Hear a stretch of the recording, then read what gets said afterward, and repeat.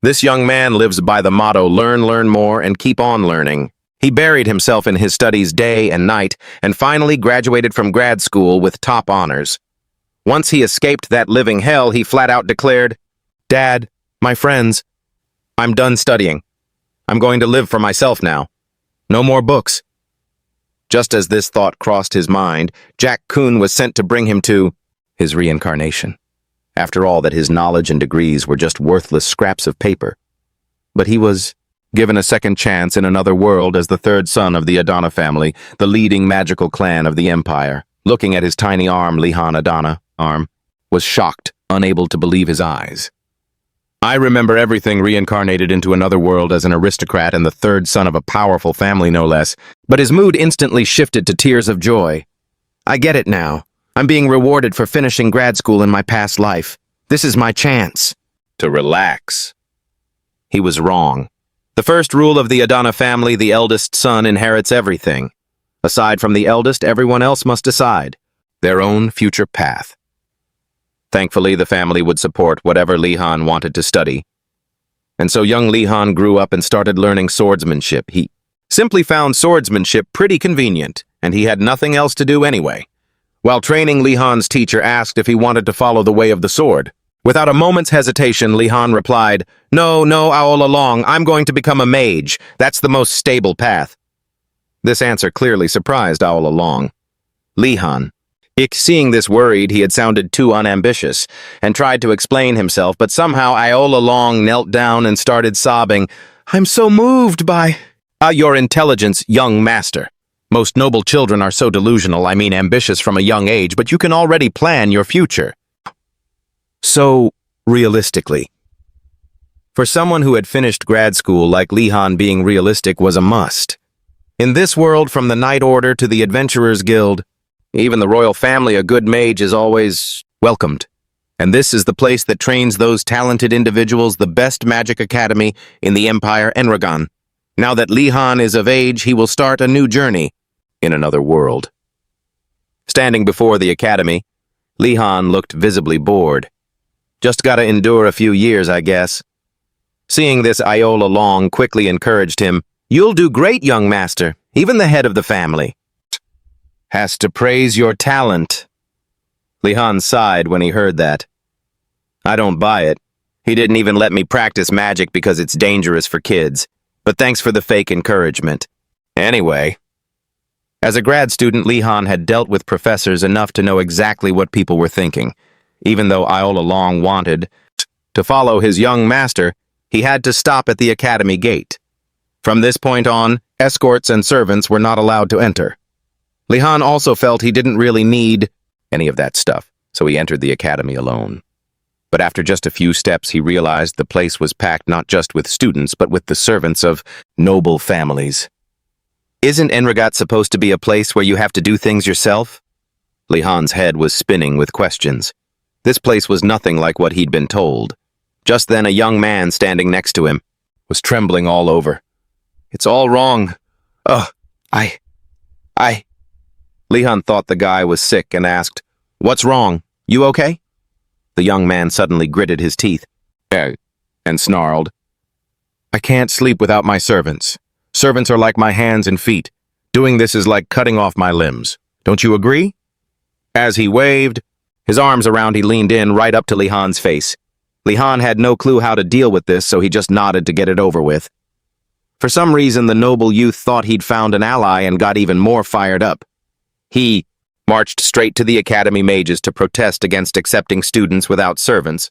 But what he got was a mind control spell that turned him into a total idiot, constantly mumbling, I apologize. Geez, the mages here are really aggressive." Watching this, Lihan was terrified. How could they cast that spell on nobles without a second thought? The rumors aren't true, are they?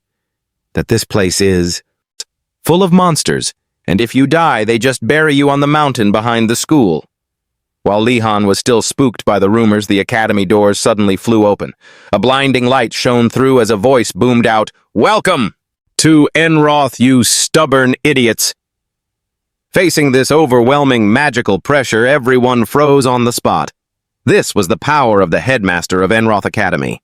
"I swear I told you all to come here alone, but it doesn't Out matter. Even if you don't want to follow the rules, I will make you follow them. No sooner had he finished speaking than all the luggage and the servants of the nobles were sucked into the air and vanished without a trace. Ignoring the desperate wails, the headmaster continued, "Why are you just standing there like idiots? Move! Move, move, move!" Such a terrifying voice coming from a blue skull floating in midair. I don't know if this is a magic academy or the lair of a dark wizard. The massive academy doors slowly slammed shut, cutting everyone off from the outside world. That was Li-Han's first day at Enragat, the top magic academy in the Empire, and he had a bad feeling about this. Inside the academy, the spoiled rich kids still couldn't handle doing things for themselves and kept on whining. Li-Han was blending into the crowd when a girl's voice suddenly came from behind him. "Li-Han of the Adana family, right? I'm Ioner Meekin. Like the Adana family?" The Meekin family is also a line of mages. Li-Han greeted her back with proper noble etiquette and asked why Ioner was looking for him. But it turned out the person who wanted to meet him was actually a prince of the empire. This was understandable. Enragat is the ideal place to learn and make connections. Just on the first day, everyone was already eager to get friendly like that. Standing before the prince, Li-Han hesitated. Calling him Your Highness felt a bit much, considering the king had over 100 children. Not even within the royal family did people care about anyone but the eldest son. The king didn't care about his other children at all, so they were in an even tougher spot. Living in a place full of kids from major families, even though they were of royal blood, they were considered lower than Iona's Meekin family, Li-Han, and wondered why she was trying to be so friendly. Other nobles had the same thought and started whispering, "Why is she helping a nobody of a prince? Regardless, being friends is better than being enemies." Li-Han Friendly shook hands with Iona. "Of course, what's wrong with making friends?" Iona smiled brightly. "Really, thank you, good thing you—" "Agreed. You're the first one." Hearing that, Li-Han felt super awkward, like he'd just been played. This guy was Ganando, the 9th prince, the 17th. There is a rumor that he might be the 101st prince, but he insists he's the 97th. Clearly, he just doesn't want to be ranked after the 100th. And honestly, this prince is such a man-child. He gets so worked up over everyone's teasing. Not only is he childish, he's also a total airhead. Li-Han just gives him a tiny bit of praise and look at him already acting so smug. While they were talking, Ganando looked toward the crowd in the distance.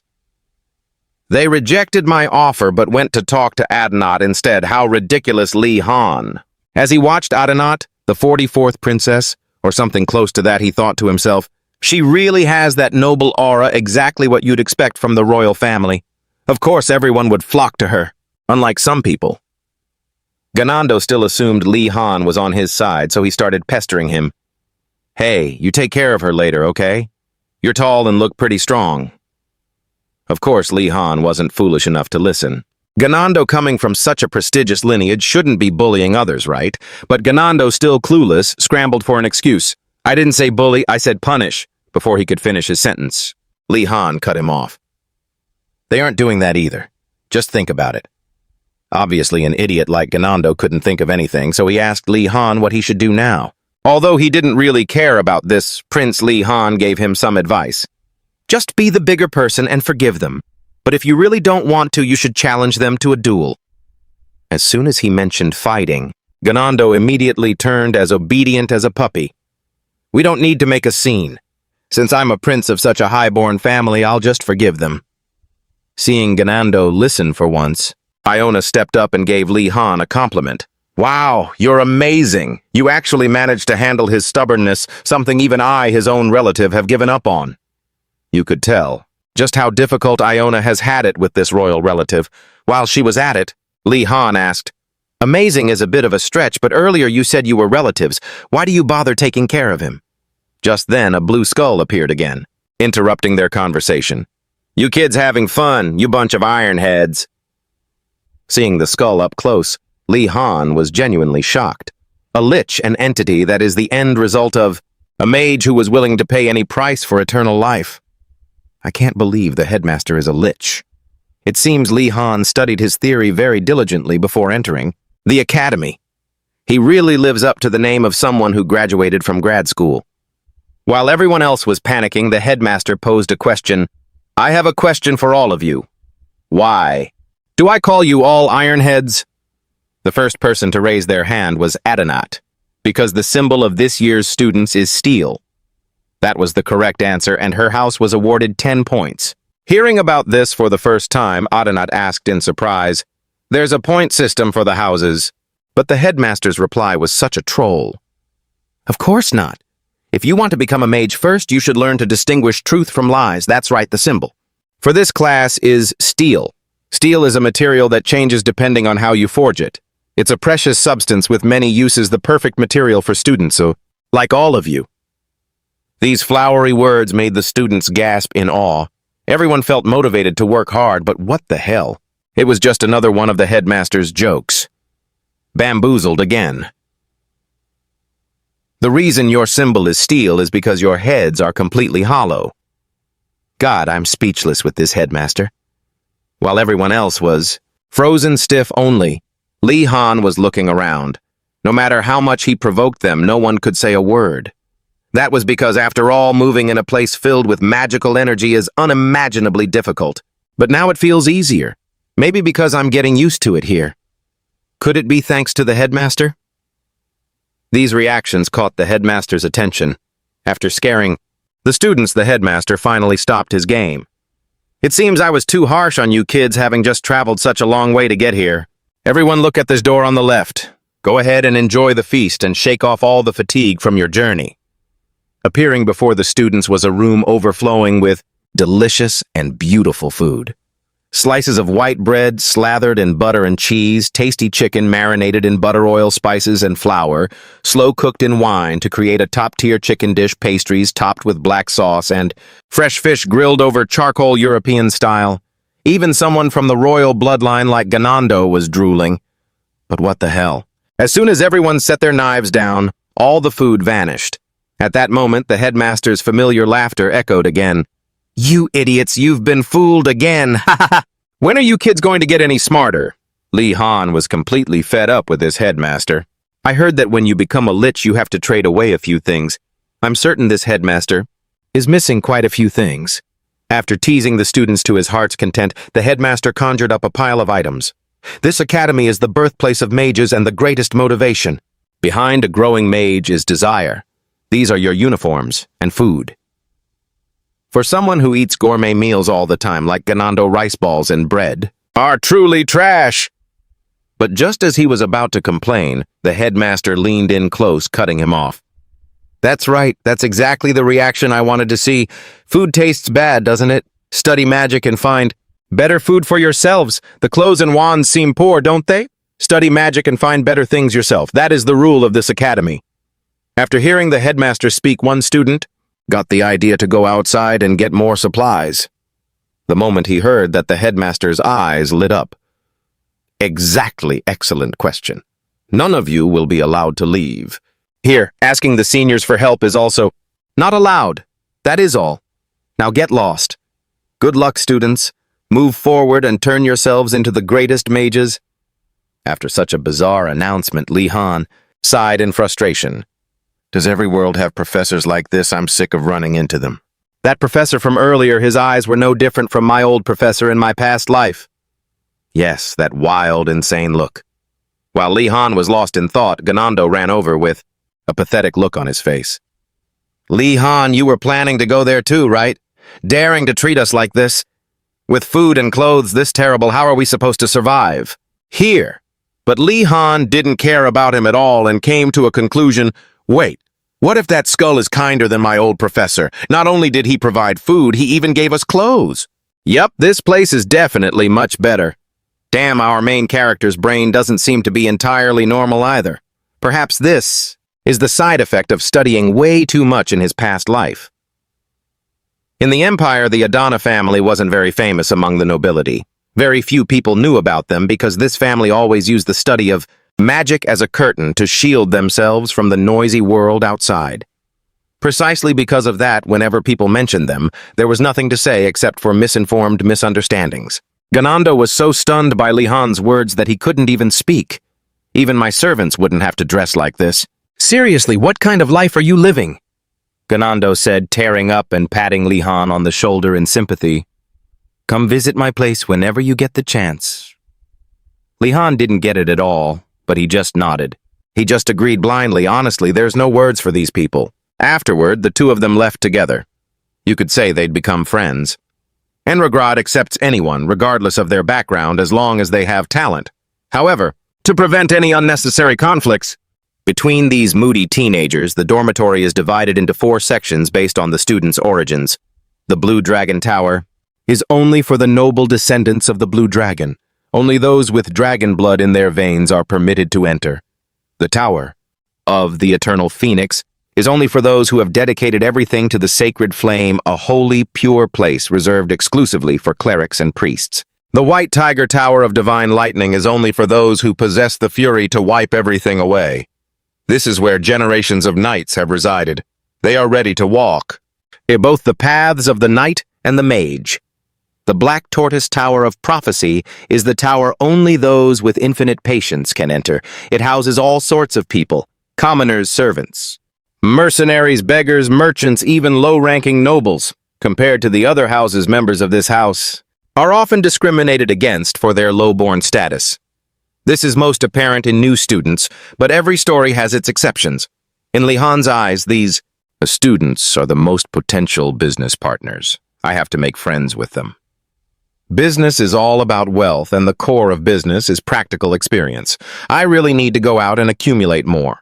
Just then, a contemptuous voice rang out from afar. No matter how you look at it, I don't understand why they'd accept such low-life scum here. What are you looking at? Am I wrong?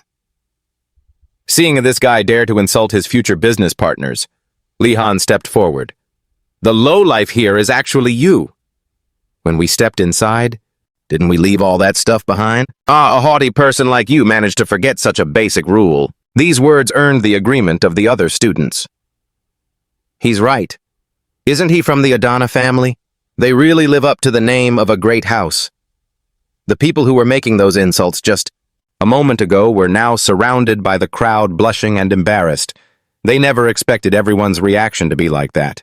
As for Li-Han, he was thrilled with the result. Great. The atmosphere is much better now. Now I just need to go over and greet them. But before he could get close, everyone panicked and scrambled to run away. Adana, don't be stupid. Don't look at or go near his family. They're dangerous. I heard the head of the house is literally a dragon. No, I heard they're the descendants of ancient spirits. Li-Han stood there completely frozen, not understanding why. Everyone reacted like that. He turned to ask Ioner, who was standing next to him. Hey, Ioner, do I look that scary? Ioner replied calmly. Not at all. Looking at you, I just see a proper noble. Up until that point, Li-Han still had no idea how famous his family really was. Just then, Ganando ran over from a distance. Li-Han Ioner, why did you leave His Highness the Prince aside like that? On the way, Li-Han continued the previous conversation with Ioner. By the way, Ioner, can you tell me everything you were going to say earlier? Ioner replied.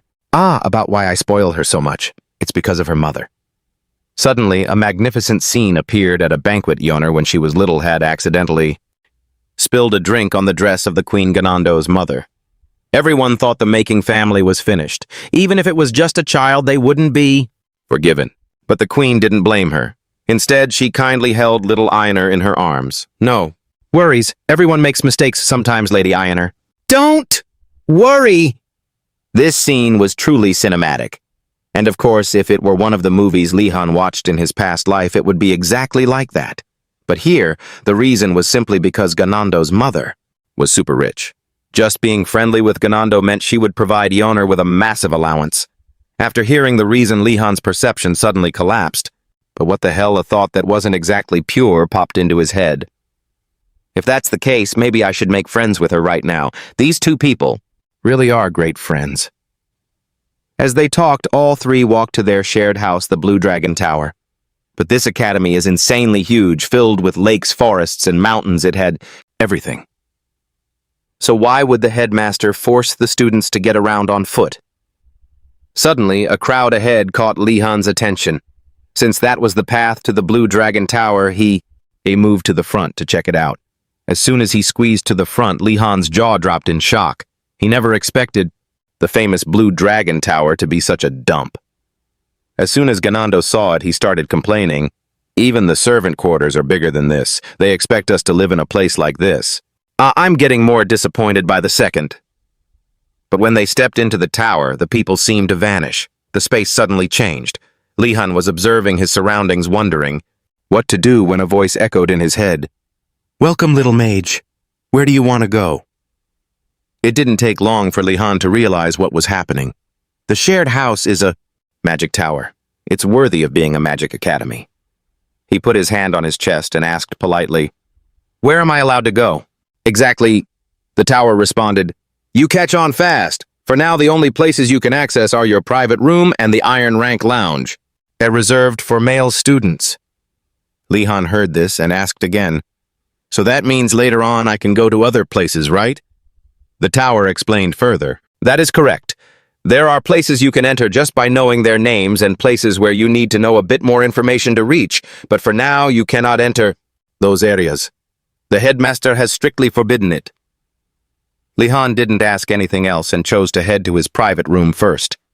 Before he was teleported, the tower sent him a friendly welcome. It seems Li-han made a good impression on the Blue Dragon Tower. As soon as he stepped into his private room, Li-han immediately started reading the book about the academy, a few lines about Aragast.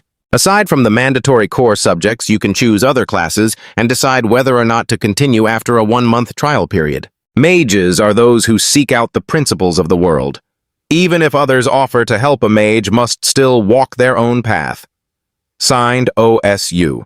After finishing the book, Li-han realized the headmaster wasn't as strict as he thought. He found studying here even easier than college, and this room had almost everything he needed. Li-han was the only one who felt that way. For the noble-born brats, a room like this was like having nothing at all. They wouldn't dream of living in a room like this. After grasping all the academy's rules, Li-han decided to head to the common room to ask what everyone wanted to study. When asked, Aonal happily shared, "I want to study alchemy. I've always been interested in it. My dream is to build my own workshop and supply goods to the royal family. Want to join me?" Not mentioning the business side, Aonal's eyes lit up. Li-han was surprised that someone from a noble background could be so obsessed with money. He felt a bit wary. "Yeah, alchemy isn't an easy job, so let me think about it more. The imperial alchemy industry is highly competitive, from spreading bad rumors about rivals to monopolizing potion ingredients. Guilds fight over market share. Choosing something more stable would be better." That was Li-han's line of thought when asked back by Yana. Li-han hesitated for a moment. In his head, he was thinking about subjects with less competition and easier grades. He prioritized becoming an official in the imperial court. In other words, working for the imperial government. Regardless of the major grades and competency evaluations are what matter most. But if he had said that directly, it would disappoint an enthusiast like Ayana. So Li-han gave a clever answer. "I plan to try out several subjects first before choosing. You shouldn't decide such important things too hastily." Just then, Renando ran over shouting, "Guys, there's a problem. I think our room was robbed. It's completely empty." Li-han and Aonal, upon hearing that, understood the situation and were speechless. Even when Renando repeated himself, their reactions remained the same. It seemed they were getting used to the sickness of these young nobles. The next day, Li-han walked while intently reading a book on Introduction to Basic Magic. This is one of the core subjects for first years, and each house has its own dedicated lecture hour. Contrary to Li-han's eagerness to learn, the others looked like zombies. When asked, the whole lot began to whine. "We're starving to death and the beds are so uncomfortable that no one could sleep. Not to mention the itchy, coarse clothes, which are so annoying." Hearing that Li-han remembered his past life when lunch wasn't even on the schedule, and his only meal for the whole day was a chocolate bar received from a senior after working himself to the bone. He had been excited about the grand banquet that was coming, but what the heck all he got was a cup of instant noodles and a piece of kimbap. Compared to that life, the conditions here were much better, and Li-han was extremely satisfied. After a while, Sansuo of walking and complaining. The group arrived at the lecture hall for this subject, but as soon as they opened the door, the students who arrived earlier suddenly screamed, "Ah, what the? This is definitely our lecture hall, I swear, but there's an ogre inside." Despite the ogre lady politely introducing herself as a professor of the academy, the noble children had nothing but questions in their minds. Ogres are fierce and dangerous monsters to the aristocracy, even though they were protected so well. And yet, there was a properly dressed ogre standing in their lecture hall. After calming down, the students took their seats and the professor began to introduce herself. Nice to meet you all. My name is Garcia Kim. I am a half-ogre. I understand why you are scared, but don't worry, I don't eat people. Saying this, she suddenly licked her lips, and her face turned terrifying. Unless I'm really hungry. As soon as she finished, the students were scared out of their wits. Renando even foamed at the mouth and fainted on the spot. In this academy, I don't know if anyone is normal anymore. After the introduction, Professor Garcia began her lecture. I regret joking like that now. Anyway, let's start, shall we? Most of the students here have never used magic before. That is because magic is an extremely dangerous thing and therefore only adults are allowed to use it. But you all here are seeds who will become mages having reached the iron rank. This lesson will teach you what magic is and also help you find out which types of magic you have a talent for. The journey to becoming a mage is very harsh, and I hope I will be your compass. Hearing these words, the students let out a sigh of relief. So not all professors here are like the headmaster. It seems the headmaster left an indelible impression in the hearts of the students, and this impression is not very good. Starting the lecture, Professor Garcia asked the most basic question, what is magic? Almost immediately, Adinas raised her hand and answered, it's when a mage uses it to change the external space according to their will. Truly worthy of an honors student. She was the first to answer and had never been wrong. Professor Garcia then added to this answer, a very good answer. But to add to it, it is using the power of mana as the primary force to change everything outside. Those who have joined this academy have enough talent to feel and detect this magical force. But to use magic, we must go further than that. You will have to summon the magic yourself and weave it together precisely. Only then can magic be cast. People usually think that you need to chant a spell or perform an action to cast magic, but the most important thing is your willpower. You must not forget that. After explaining the basics, she had the students take out their wands and experience it for themselves. After all this time, Li Han was finally able to use magic. While the students were struggling, Professor Garcia carefully guided them with her words, I want you to imagine the image of light in your mind while continuing to maintain your current magical energy. At this moment, Ayana closed her eyes tightly, trying to feel her magic. Hard, isn't it? So controlling. Oh, magical energy is like this. It's like I'm trying to hold the reins of a horse galloping wildly. It will scatter if I lose focus. After seeing that the students had made their first breakthrough, Professor Garcia waved her wand to guide them to the next step while they were busy trying to keep their magical energy from scattering. Now chant the spell, let there be light.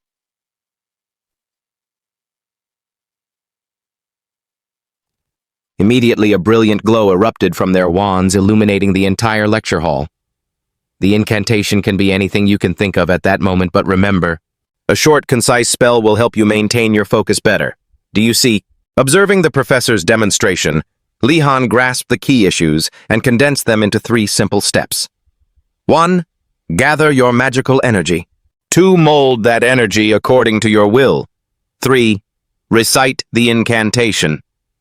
Just because he understood the lesson didn't mean he could replicate it perfectly. Naturally, he failed on his first try. It wasn't just Li Han. The other students were in the same boat. Their magical energy spiraled out of control, flying wildly in every direction. Professor Garcia flicked her wand, lightly shielding the students from harm. If you cannot control it, magic can become unstable and it could hurt others. My responsibility as a professor is to prevent that. Stay calm and keep practicing. Don't be afraid. If any of you still have magic left, try again. On the second attempt, 1/3 of the students gave up, leaving only 2/3 behind. Watching their expressions, Professor Garcia smiled with amusement. Light might be the simplest spell, but it usually takes a whole month of practice to master. This is something you must overcome on your own, so I won't tell you the secret. On the 3rd attempt, half the class gave up. By the 4th, almost everyone had quit, leaving only 3 students. The 5th attempt left only 1. The 6th attempt, still 1. Suddenly, Li-Han raised his hand. "Excuse me, Professor. Sorry to interrupt, but I have to keep practicing. It looks like I'm the only one left." Professor Garcia was surprised. She realized this was already the 7th attempt. Usually, by the 5th try, first-year students would have exhausted their mana regardless of how energetic they were. Magical energy. In the East, a tribe calls it spiritual essence. An arrogant scholar might call it elements, and some stubborn priests call it divine power. The energy behind all these names is the source of a mage's power. For every time you cast a spell, you must tap into it. Naturally, an inexperienced young mage will face what is known as mana depletion, but Li-Han still looked fine even though this was his 7th attempt. This piqued the professor's immense curiosity. Because Li-Han had introduced himself by his first name instead of his surname when asked, he had earned bonus points in her eyes as she saw a student practicing equality. Professor Garcia broke into a friendly smile. "Could you step forward, please?" She had already etched the name Li-Han into her mind. She then told Li-Han to place his hand on hers to feel the magical energy within his body. The moment she touched him, a vast, boundless source of energy surging like crashing waves hit her. It caught Professor Garcia off guard and she was momentarily lost in it. Only when Li-Han spoke did she snap back to reality. She quickly pulled her hand away. It's nothing. Let's continue the lesson." At that moment, Ganando whispered to Ioner, "Shouldn't we save him? What if she eats him?" Honestly, that guy's brain is beyond saving. Before dismissing Li-Han to his seat, the professor patted his shoulder and whispered that she wanted to talk to him after today's lesson. A while later, once the students had mostly recovered, Professor Garcia continued her lecture. "I'm sure you've all felt it by now. Your magical energy depletes very easily, but don't be discouraged. The more you practice, the larger your internal mana reserve will grow, and you will gradually use less energy. Sometimes an over-enthusiastic student will lose control during practice and get hurt, so we must be extremely careful. Isn't that right, Ganando?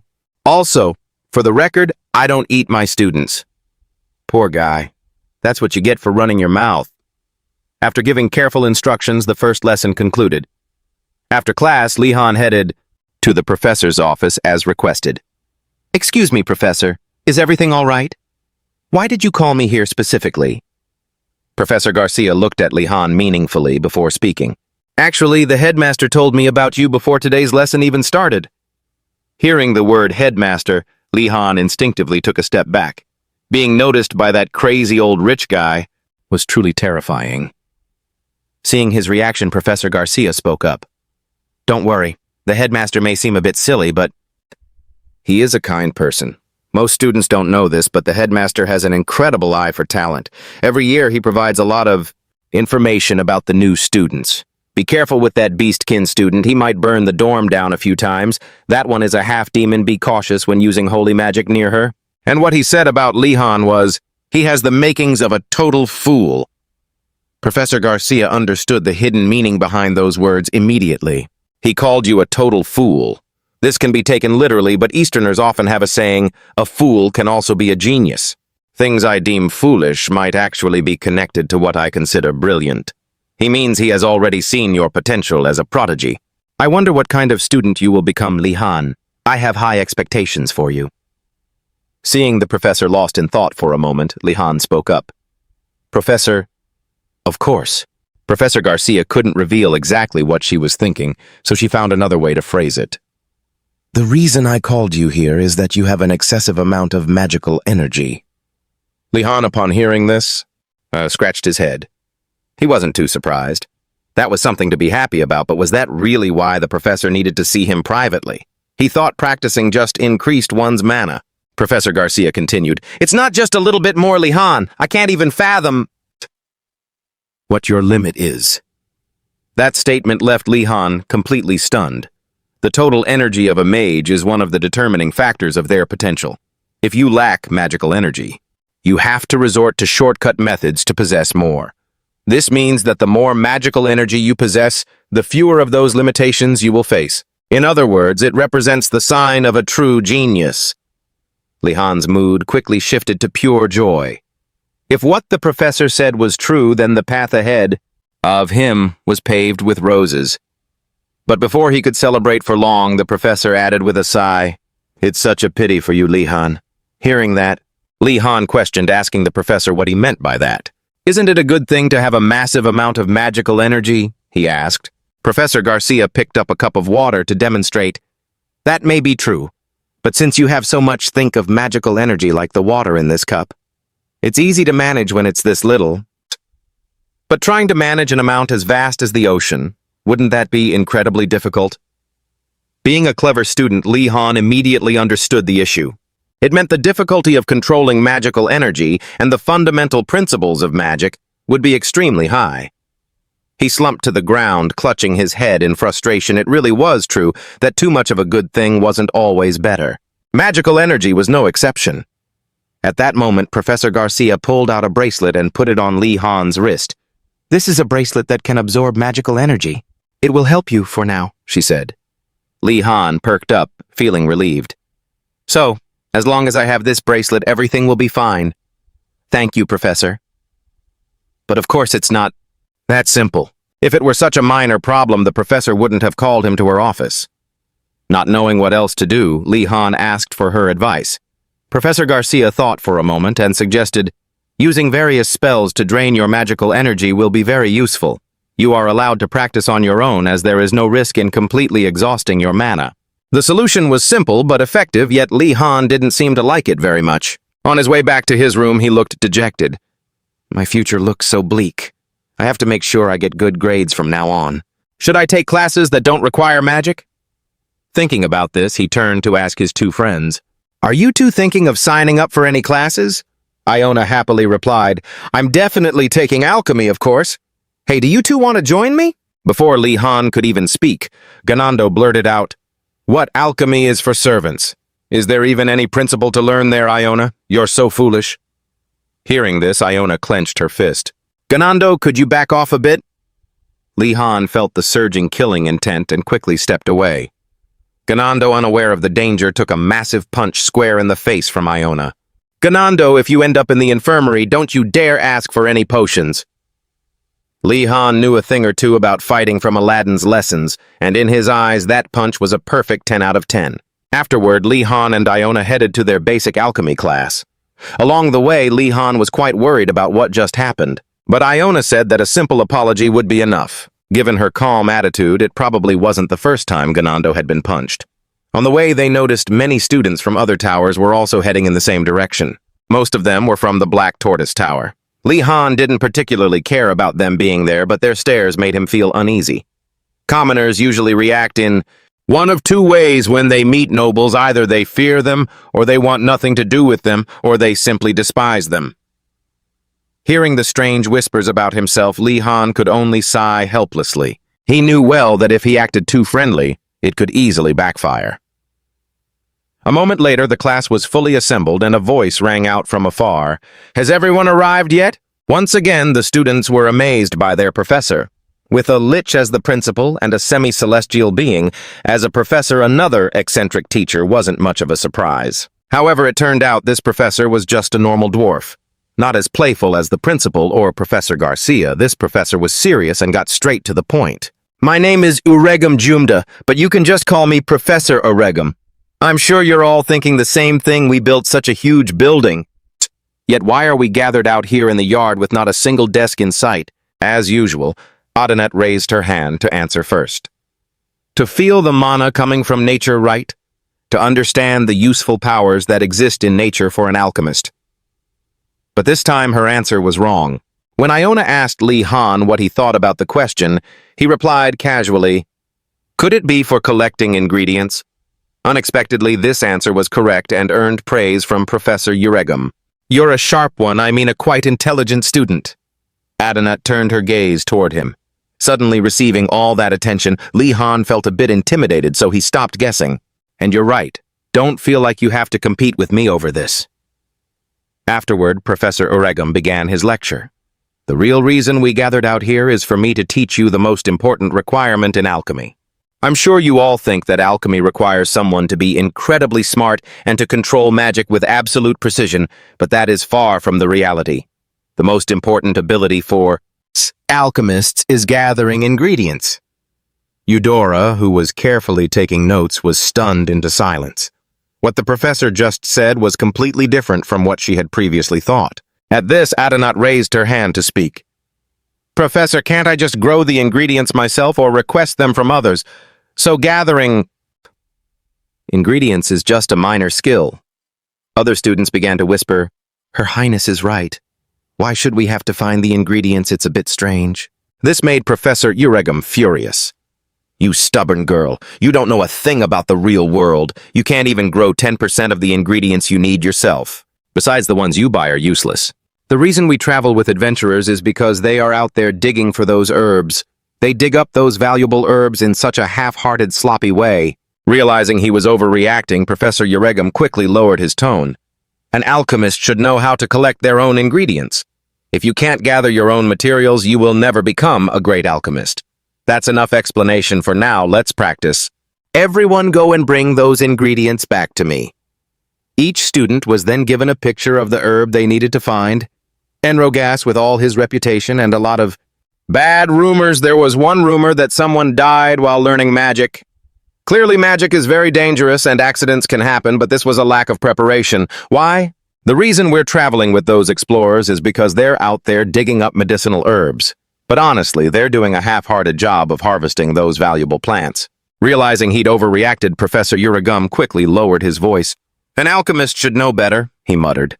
You have to know how to collect your own materials. If you can't gather them yourselves, you'll never become a skilled alchemist. That's enough explanation for now. Time for some hands-on practice. Let's go. Everyone bring those ingredients back to me. Each student was handed a picture of the herb they needed to find. As for Enrogas, with his reputation and those persistent, nasty rumors, there was talk that someone had died during magic studies. Magic is dangerous, of course, and accidents happen, but this was just a total lack of preparation. How could it go so, bringing students out to a place like this? That's what Lihan thought as he looked at the forest behind him. He felt it was too dangerous for just the two of them, and Iona agreed. When she wondered if anyone else from their tower could join them, Lihan immediately thought of Princess Adina, who stood out in her other classes, but it seemed Iona didn't like the princess very much because she was incredibly difficult. Lihan, however, thought that since they were just looking for herbs, it shouldn't be a big problem, but the two of them were too late.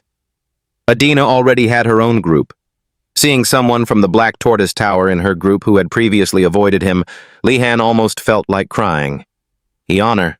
Seeing this, he explained, well, the princess was famous even before she enrolled. She's well known among the royals for her intelligence and her remarkable talents. She has that star quality that everyone loves, so people follow her everywhere.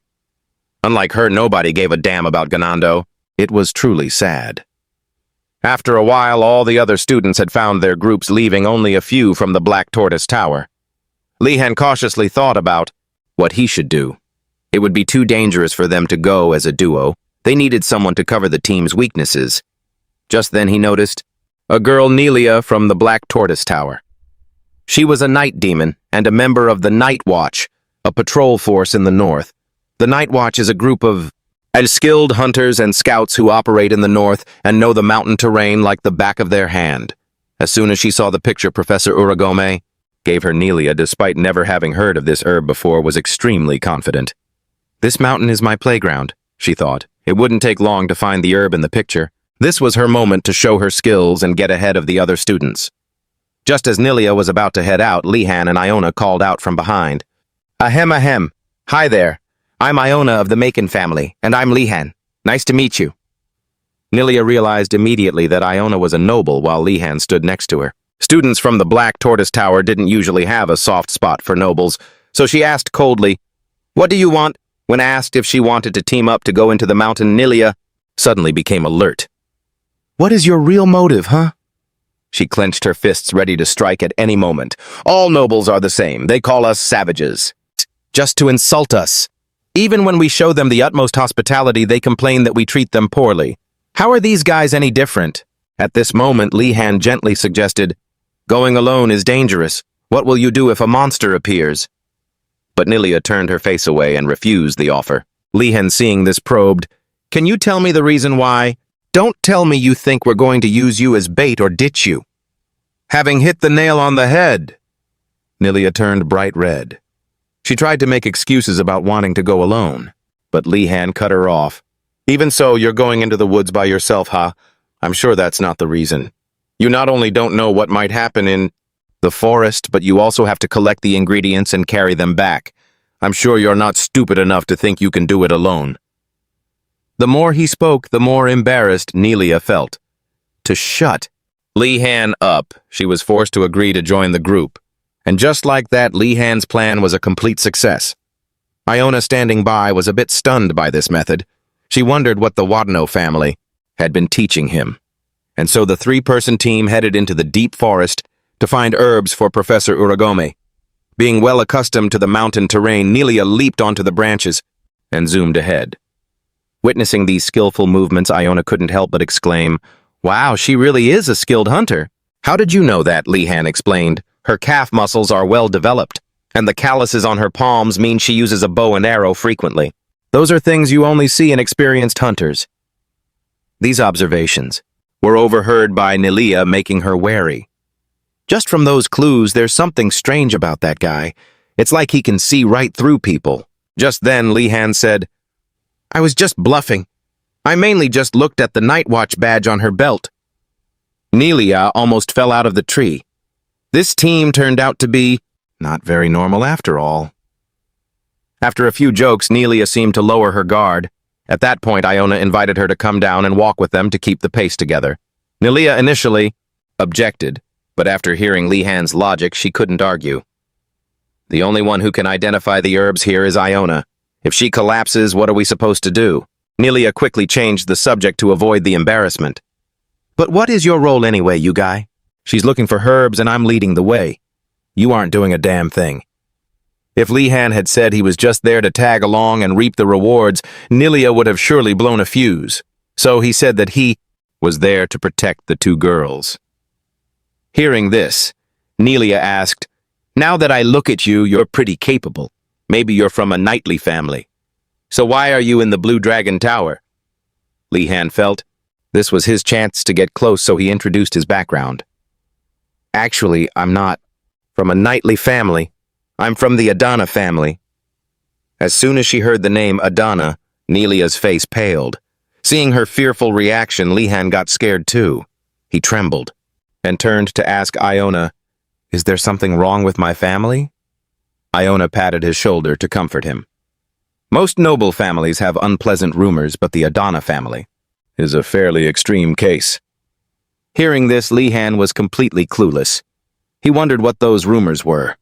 Iona didn't hold back and explained in detail. "They say the head of the Adana family is a dragon. After the undead rebellion, he once used his breath to burn all the zombies into dried-up corpses. The Adana bloodline made a pact with an ancient spirit, so they received incredible magical abilities at the cost of losing their emotions. The Adana house is not benevolent. The Warden mages who came to suppress the rebellion made a whole city disappear. Those are the rumors spread about your family." Li-Han, upon hearing this, was so frustrated he wanted to cry. Right now, he just wanted to scream at the top of his lungs. "It's just a rumor. Why does everyone dump every bit of crap onto the Adana family?" Seeing Li-Han's reaction, Nelia, who was wary a moment ago, couldn't help but chuckle.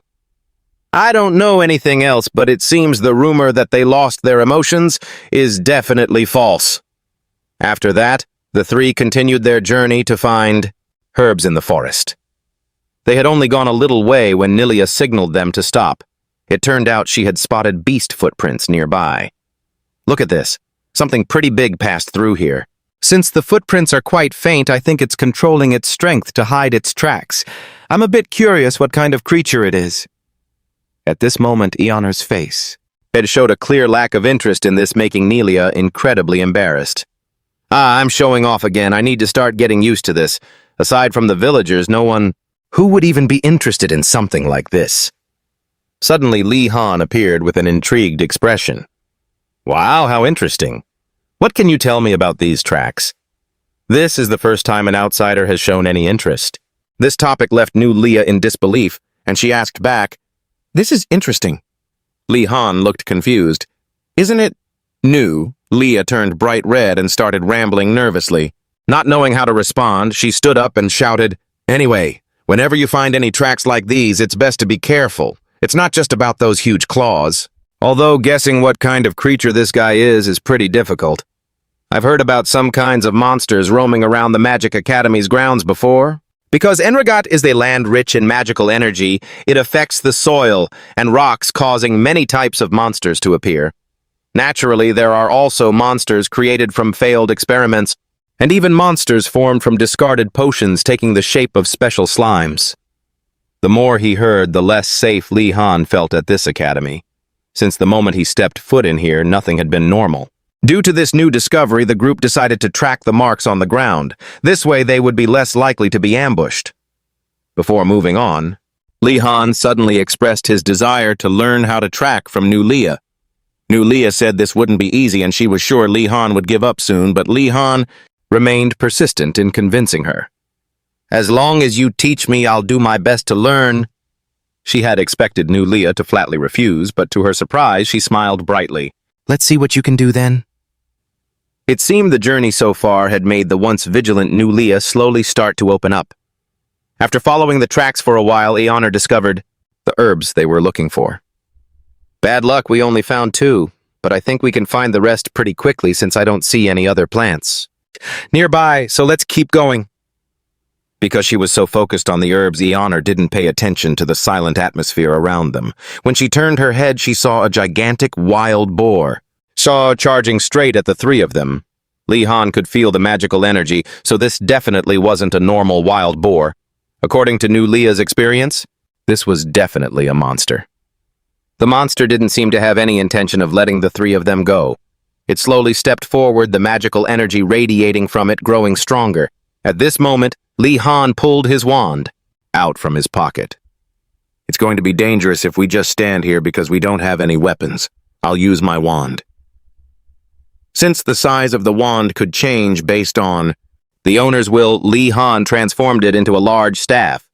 New Leah suddenly realized, that's right, Li Han comes from a mage family. Come to think of it, that's the Empire's a clan of great mages, the Odana House. He must have learned a few spells before entering, right? But when asked if he was confident, Li Han wasn't so sure. Seeing that New Leah cautiously warned him, "If you fail, grab the red-haired girl and run, I'll distract it and lead it somewhere else." The air suddenly became very moving.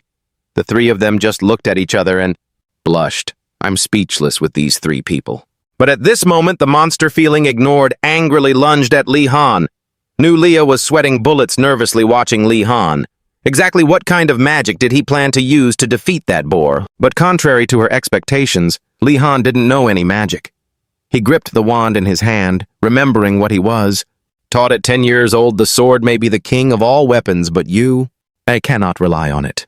You need to learn how to use other weapons to prepare for any situation that might arise. Only those who truly understand this process can push mana into their weapons. That's called the aura state. That was what Aladdin had imparted to Li Han during his swordsmanship training. Although he said that only a small number of chosen individuals could reach this aura state. Aladdin hadn't mentioned that part because he was afraid the young master would feel discouraged. As for Li Han, his goal was to become a mage and work in an office, so he wasn't sure if it was even necessary to put in this much effort just for aura.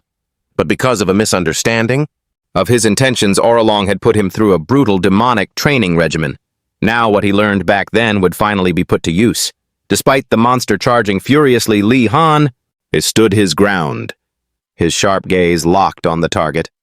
When the distance was close enough, he gripped the staff and thrust it straight into the monster's mouth.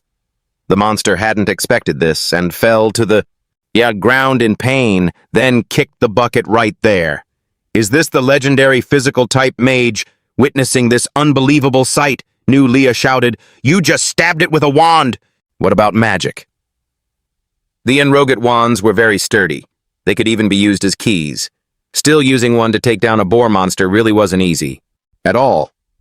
The only reason this was possible was because Li Han had used mana unconsciously. Although still far from the true aura state, he had started to adapt so he could fend for himself. After checking carefully, New Leah confirmed the monster was down and returned the wand to Li Han. Now Eoner finally dared to breathe a sigh of relief. Does the curriculum have to be this harsh? Seriously. I can't believe they would throw a first-year student into a place like this. But before she could finish complaining, the roar of another monster echoed from afar. even for someone who loved alchemy. Like Eoner, she wanted to give up. Luckily, Nulia encouraged them, and the group continued their journey. Following the noise, the three of them arrived at a cliff. Below was a monster. Boar attacking Adina's group. Observing that Adina's group had many people, Li Han said they should just sit back and watch. They wouldn't have any trouble. Just like Li Han. And a moment ago, a boy in the group also transformed his wand and stood out to fight the monster. Just by looking, Eon realized this was Asan from the Dankard family. The Dankard family was famous for their excellence and ability to work with extreme precision. The Oadana family had served the emperor as advisors for generations. The Dankard family served as magistrates and finance officials. Although he said he would sit and watch, Li Han still carefully observed the situation in case of any trouble. If this was a Dankard, he might be a reliable person. Looking at his stance, it seemed he had learned some swordsmanship. On the other side, Asan pushed up his glasses, looking dangerous, and then aggressively declared, "I can predict 100% of your movements, you pig. You will never escape my calculations." Right after that, he moved like lightning to the side of the monster and swung his staff hard, but the damage was inversely proportional to how much he ran his mouth. At this point, it was only enough to make the monster furious. It just flicked its hind leg and Asan was out of the game. Now it was targeting the others. As the group leader, Adina bravely stepped to the front to shield her female classmates. Observing the situation, it didn't look good. Ioner asked Li Han for his thoughts on what they should do. Throughout the journey, Li Han had unconsciously become someone everyone looked to as the group leader, yet he still didn't say a word. Turning back to Adina, she was incredibly tense as the monster slowly approached. "I have to be perfect just like I always am if..." As she analyzed how it moved and attacked, she was still busy thinking the monster suddenly let out a pained roar and collapsed. Turns out Li Han's group had silently closed in and struck from behind. Thankfully, with the experience from the veteran hunter Nilia, the plan worked. Once saved, Adina quickly regained her composure and approached to thank. "Thank you," Adina said. Li Han replied formally, "No, it's nothing, princess." Seeing that Nilia turned and wondered why they were so respectful to each other, wasn't there a rule that classmates should drop all that? Eoner shrugged, signaling she, also, had no clue. To thank them for this, Adina promised to remember and repay them. Without a moment's hesitation, Li Han asked for one thing right then and there. Adina was extremely tense hearing that. She had no idea what Li Han would ask of a princess, but Li Han's request was strangely simple. "Actually, could you please suggest an easy class to get a high grade in since you have so many connections with everyone?" Adina was left questioning her entire reality. A class that's easy to get an A in, what does he mean? Is Adina really just asking which subject can easily get a high grade? Is he testing me, thinking too much? She didn't know how to respond. Just then, a terrifying voice rang out. "I know exactly." "No, what kind of lesson you're looking for? I know that better than anyone." As soon as she heard that voice, Li Han's whole body started trembling. "What is this? This ominous feeling? The same shivering sensation I felt back then. This atmosphere, it feels just like when I met my university professor in my past life." Just as he guessed, Professor Oregum suddenly appeared behind Adina. "Ah, that would be alchemy."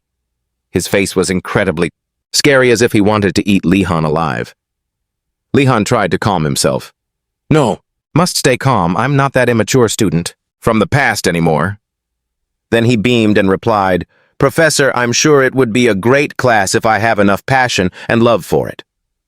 He was very confident in his answer and thought he would escape this awkward situation, but for heaven's sake, the professor continued.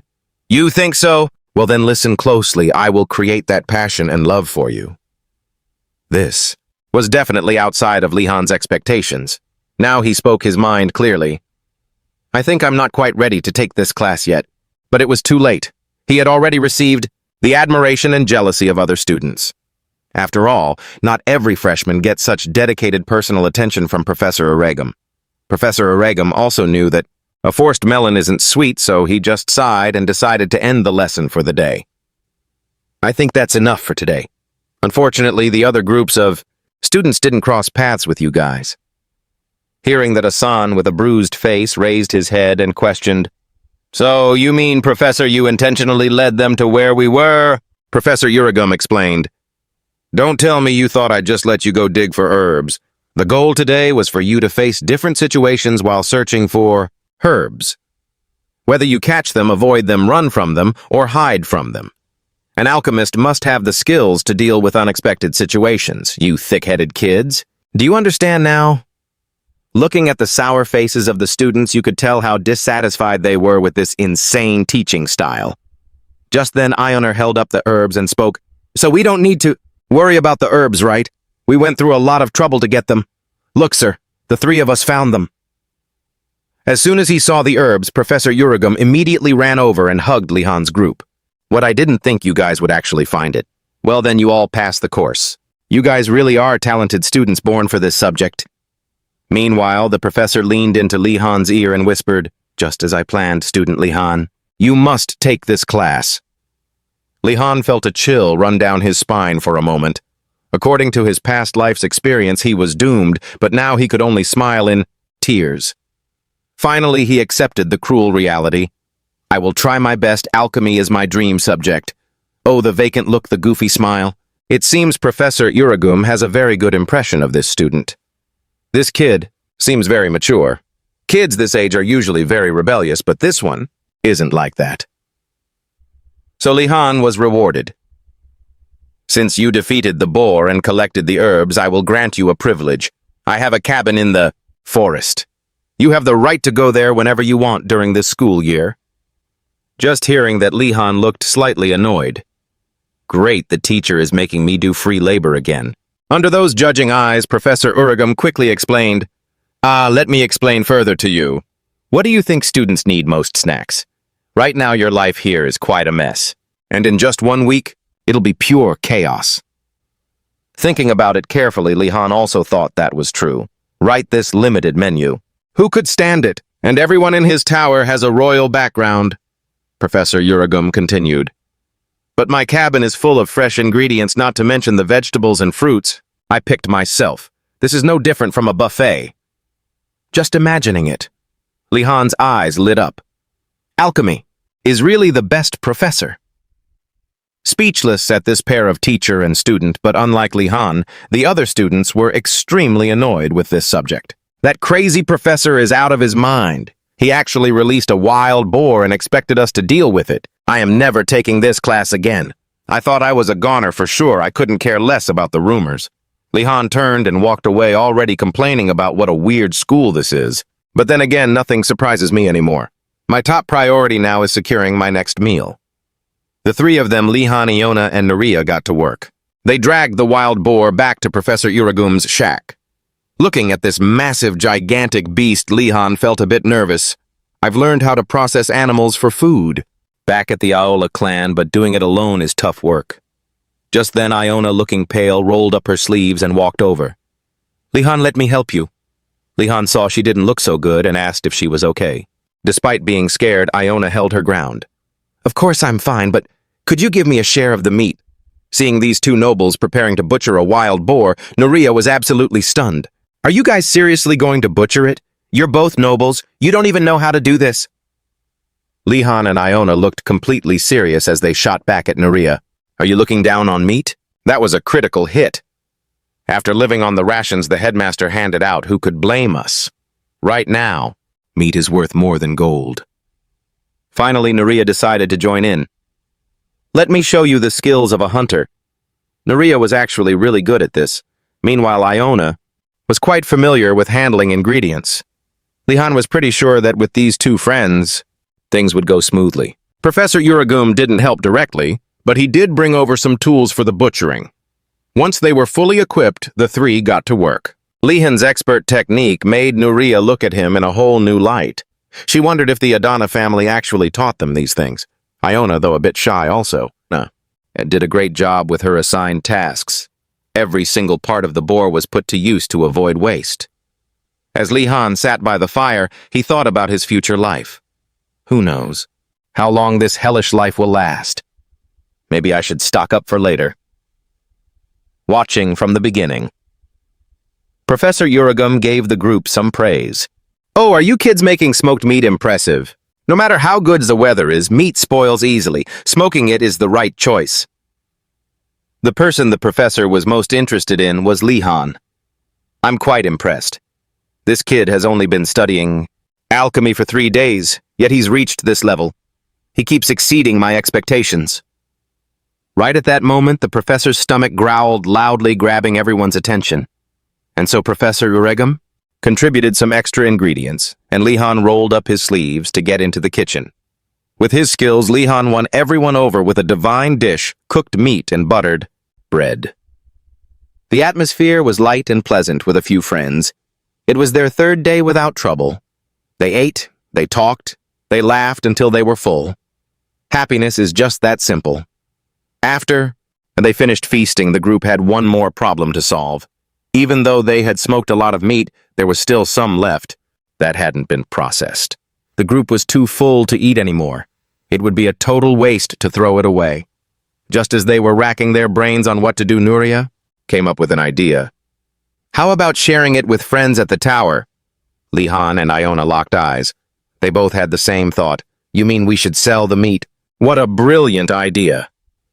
Of course, that wasn't what Nuria meant, but she couldn't stop these two crazy people. All the students at the Blue Dragon Tower are rich. It shouldn't be a problem, right? Nuria, they're all nobles. They won't want handouts. Looking at the two in front of her, Nuria was speechless. Are all nobles like this, Lihan, with the motto, you have to work to eat, and Iona with the motto, keep every cent, are quite the power couple. But Nuria didn't know that, so she asked again, are you seriously planning to sell meat for money? When invited to join in, Nuria hurriedly hugged her bag of meat. No way, I just wanted to share it with my friends. No matter what the other two said, she stuck to her guns. Watching these 3 kids, Professor Uregum couldn't help but exclaim. All 3 of them are talented and passionate, but they also look like troublemakers. I'm sure they'll be a headache in the future. The Blue Dragon Tower is built far away from the main tower, and it always greets students warmly with the scent of fresh leaves. However, today it was a bit unusual. Passing by students were drawn to the mouth-watering scent of grilled meat, and welcoming them were Lihan and Iona with beaming smiles. Everyone you haven't eaten yet, right? This strange sight made everyone freeze for a moment. What are you two doing? Don't tell me. Just then Lihan spoke up. Come on, sit down. We prepared this for everyone. As soon as they heard that everyone's mouths were practically watering. After all, it had been a long time since they had eaten meat, but of course nothing is free. Lihan smiled while signaling 1 silver coin each, please. For these noble students, this amount was barely anything. Everyone happily agreed. They had only taken the first bite of meat when everyone started crying. How long has it been since the last time we ate meat? It's melting in my mouth. I can't believe it. They're giving us such a wonderful treat. Everyone was so happy that they were eating while raising their hands to the sky, then started howling like a cult. It really left one speechless. On the other side, Lihan and Iona, they were incredibly happy with the results. I didn't think our business would go this well. We're selling it for 3 times the price outside the academy. But who else can get meat here? It's a fair trade. That look on their faces is definitely the look of capitalists. There's no doubt about it. Just then, Ganando walked out of the tower looking gaunt. Why is it so noisy out here? I'm starving to death. Seeing the pile of meat in front of him, he opened his mouth in shock, unable to believe his eyes. Lihan saw him and greeted him enthusiastically. There you are, Ganando. Come on, eat with us. Hearing that, Ganando's face lit up like a flower and he sat right down. Wrong. Just then, Ganando walked out of the tower looking completely hollowed out. Ugh, why is it so noisy out here? I'm starving to death. When he saw the pile of meat in front of him, he dropped his jaw, his eyes wide in disbelief.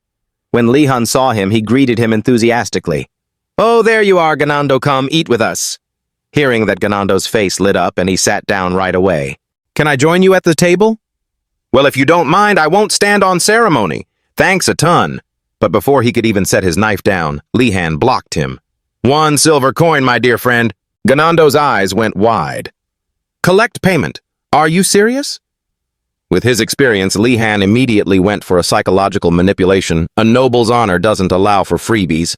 Ganando wanted to pay, But because the headmaster had forbidden anyone from bringing anything into the academy, he didn't have a single cent to his name. Of course, Lihan had already accounted for that. He pulled a contract and a quill out of his pocket. That's not a problem at all. You just need to write down the amount. You've eaten and sign right here. Ganando, trembling, grabbed the quill and started bawling. Lihan, you're an absolute angel. He didn't even bother reading what the contract said before signing it. As he ate, he felt so grateful for his friend. How could I ever cut ties with such a wonderful person? I really have a good eye for people. This is true friendship. This guy is seriously an idiot, and so everyone was happy today. The next day, during the basic magic theory class, the noble students started complaining. Everyone assumed that nobles didn't need to attend classes like this because they were already perfect. Hearing such talk, Lihan could only give a bitter smile.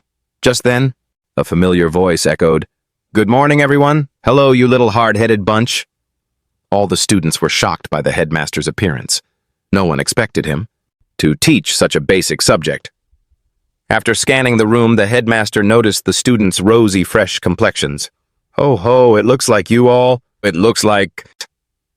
just had a good meal, haven't you? I thought it would take you all a month to find food." A student who felt targeted spoke up. "Professor, do you mean we actually had to survive and forage for food? Why did we have to listen to that?" Before he could finish his sentence, the headmaster cut him off with magic. "Enough of that nonsense. I'm very happy. Because you hard-headed students learn so fast." The headmaster thought to himself while observing the students. Among the new students, those from the Blue Dragon Tower are always the slowest. The best are from the Black Tortoise Tower, followed by the White Tiger. Compared to them, the Blue Dragon Tower students are all nobles. They've never done anything difficult since childhood. So they are always the slowest to adapt. But they made it this far impressive. And clearly the center of it all is this kid. I knew this kid was different the first time we met. I can't believe there's someone so free-spirited coming from such a rigid family. The headmaster believed that a free, independent mind is the core of a magician, and pushing his students to their limits is for that reason. He also enjoyed the process. As the headmaster was deep in thought, a student asked, "Headmaster, could you tell us what is most important in this class?" The headmaster didn't answer right away, but asked a counter question. "Good question. So what do you think it is?" The student looked at his classmates, then replied that he wasn't sure. The headmaster then replied, "It's so that when you graduate from here and cause trouble outside the academy, that bastard of an emperor won't blame me for it." This answer left everyone with their mouths hanging open, in shock. Not stopping there, the headmaster continued irritably, "Do you have any idea how much trouble your predecessors have caused? This lesson will be my excuse so that when an envoy comes and talks about your predecessors becoming human garbage, I won't be punished for it. Do you understand, you hard-headed fools?" The student was terrified. "Is that it?" The headmaster's voice grew louder. "Magicians are temperamental people. Don't try to argue that you aren't one of them, because doing so only makes me angrier. Hurry up, open your books, and read the first page. How the hell is it that a thick book only has one sentence repeated over and over, 'I will not cause trouble with magic'?" Throughout the class, the students were forced to repeat this sentence over and over again. This is truly a nightmare. Does this method really work? After being tortured for a long time, the headmaster finally gave the class a reprieve. "I hope today's lecture will strengthen your kind hearts. Also, I need 2 volunteers for the next lecture." Hearing this, everyone looked away. After experiencing the headmaster's eccentric temper, no one wanted to encounter him again. The headmaster smirked wickedly. "If no one volunteers, it'll be much harder, you know." Just then, Lihan became the class savior. "I'll do it." He thought that if he stepped up, he might get some kind of reward. But the headmaster leaned right into his face. "Oh, you quite like the spotlight, don't you, Lihan?" Even though he was a bit intimidated, Lihan still smiled. "I just think it's a great honor. To support the professor I respect." Of course, these words of flattery didn't work on the headmaster. I'm no stranger to such empty words, but fine opportunity only comes to those who are ready to stand up and seize it. From his words, one could see the headmaster knew exactly what Lihan's goal was in volunteering. When the headmaster turned away, Ganando, pale-faced, tugged on Lihan's sleeve. "Are you crazy? Who knows what that crazy headmaster will make you do?" At that moment, another classmate patted Ganando on the shoulder. "Don't stop him, Ganando. Lihan isn't crazy. He's sacrificing himself for us." Ganando, hearing that, trembled all over, as an intense psychological battle waged in his head. "If that's the case, should I sacrifice myself for my friends too? Move, move, legs, move." But just as he was about to speak up, Asan was one step quicker. "I would also like to volunteer." The headmaster turned toward Asan. "You're that stubborn kid from the Danka house, right? Your house is always skilled at paperwork, isn't it?" This action caught Lihan's attention. He thought Asan was also aiming for a reward like him, but Asan looked at him and said, "I'm returning the favor." For helping me earlier." Even though Lihan said there was no need to go that far, Asan didn't intend to change his mind. For the Danka family, doing everything fairly has become a way of life. Just then, the headmaster appeared out of nowhere and cut in. "It's good to see you all being so friendly, but we have work to do. On to the next lecture." This scene caught Lihan's attention. He thought Asan was gunning for the reward, just like he was, but Asan looked at him and said, "I'm just returning the favor." "For helping me earlier." Even though Lihan insisted he didn't have to go that far, Asan wouldn't budge. For the Dankan family, doing things fairly had become their way of life. Just then, the headmaster appeared out of nowhere and cut in. "It's great to see you all getting along, but we've still got work to do. Let's get on with the next lesson. Take a look at these safety rules. Go ahead and copy these out by hand, one set for every student here." What kind of ridiculous request is this? The two boys had barely raised their hands before they already deeply regretted it. By late evening, the two of them still hadn't finished the assigned task. Their hands were writing, but their mouths were cursing. "I can't believe this. The old man is making us do this useless busy work even though he could finish it in the blink of an eye." He was so angry he felt like he was about to blow a fuse, a stark contrast to his usual gentle demeanor. Unlike him, Lihan was feeling surprisingly calm. "I think I get it," he thought. "The headmaster's intention. I bet he thinks relying solely on magic makes kids dim-witted. He probably even thinks that if we can't use even the most basic magic, then what's the point of learning anything? He's a dedicated educator, so I'm sure there's a deeper meaning here." Thinking this, Lihan put his pen down and climbed onto the podium. When Asan asked what he was doing, Lihan shared his theory. "I'm looking for a hint to solve this situation. Maybe there's something useful here." Asan was quite nervous about this, as it felt just like breaking and entering. But Lihan didn't see it that way. "There's no rule saying I can't. Besides, this is the headmaster's office." When Asan heard that, he had an epiphany. "Oh, I guess a little thievery now and then isn't so bad. Let's split up and search. Hurry." But the two searched and couldn't find any notes. Left with no other choice, they had to look at things from different angles. Just then, Lihan discovered traces of magic inside a drawer and called Asan over to take a look. When they opened the drawer, a skull identical to the headmaster flew out. It seemed to be a recorded illusion spell. "The fact that you opened this drawer means you've decided to stop doing useless work and started using your brains. I was hoping that would happen faster. You two looked so pathetic doing that for so long, ha ha ha." By now, Asan was beyond furious. If the headmaster were actually here, he probably would have lunged at him. The illusion continued. "This is the first circle spell called Basic Manipulation. You had better learn it quickly." Just like that, the illusion vanished without any further explanation. Asan was trembling all over. He couldn't take it anymore and exploded with rage. So that was the headmaster's real intention. What kind of stupid teaching method is this? I don't get it at all. Why teach like this? Let's protest together. If we stand together, even the headmaster will... He turned to Lihan, hoping for an ally, but to his utter disappointment, Lihan was staring at him like he was a traitor. Lihan suddenly blinked. Sorry, I couldn't resist. But think about it. What do you think complaining is going to do to that crazy headmaster? After thinking it over carefully, Asan guessed there was about a 95% chance of failure, and Lihan didn't think there was any chance of success at all.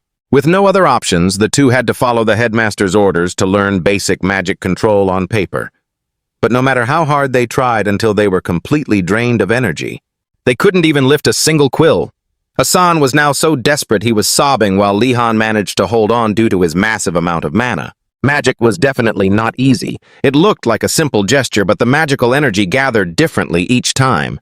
It felt like this was his last chance. Thinking there was only a minute left until the deadline, he stood straight as a bamboo stalk, yet gentle as a feather. This time, Li-Han successfully controlled the quill, making it fly up. Next, he needed to slowly move the quill to the paper, but suddenly the quill shot off like an arrow, smashed through the window, and flew outside. It missed Li-Han's head by a fraction of an inch. It would have ended up like that apple. After reading carefully once more, Li-Han realized that this magic had two difficulties. After the incantation, one needs to continuously focus and control the object. However, after finishing that incredibly difficult incantation, the control part was just as hard. Li-Han let out a sigh and decided to try again, but just as he lifted the quill, the headmaster suddenly burst through the door. "Have you finished it yet? I'm so excited, then I'll write the rest with my magic. I hope you realize my kindness." Startled, Li-Han lost control of the quill, sending it flying erratically until it stabbed right into the headmaster's head. Watching this scene, Asan's jaw dropped in shock. A student daring to snipe at the headmaster. Like that guy is so cool. He was acting crazy. But that was just Asan's imagination. In reality, the quill didn't even touch the headmaster. It had crashed into a barrier and deformed on impact. Not only was the headmaster not angry, he actually seemed quite pleased.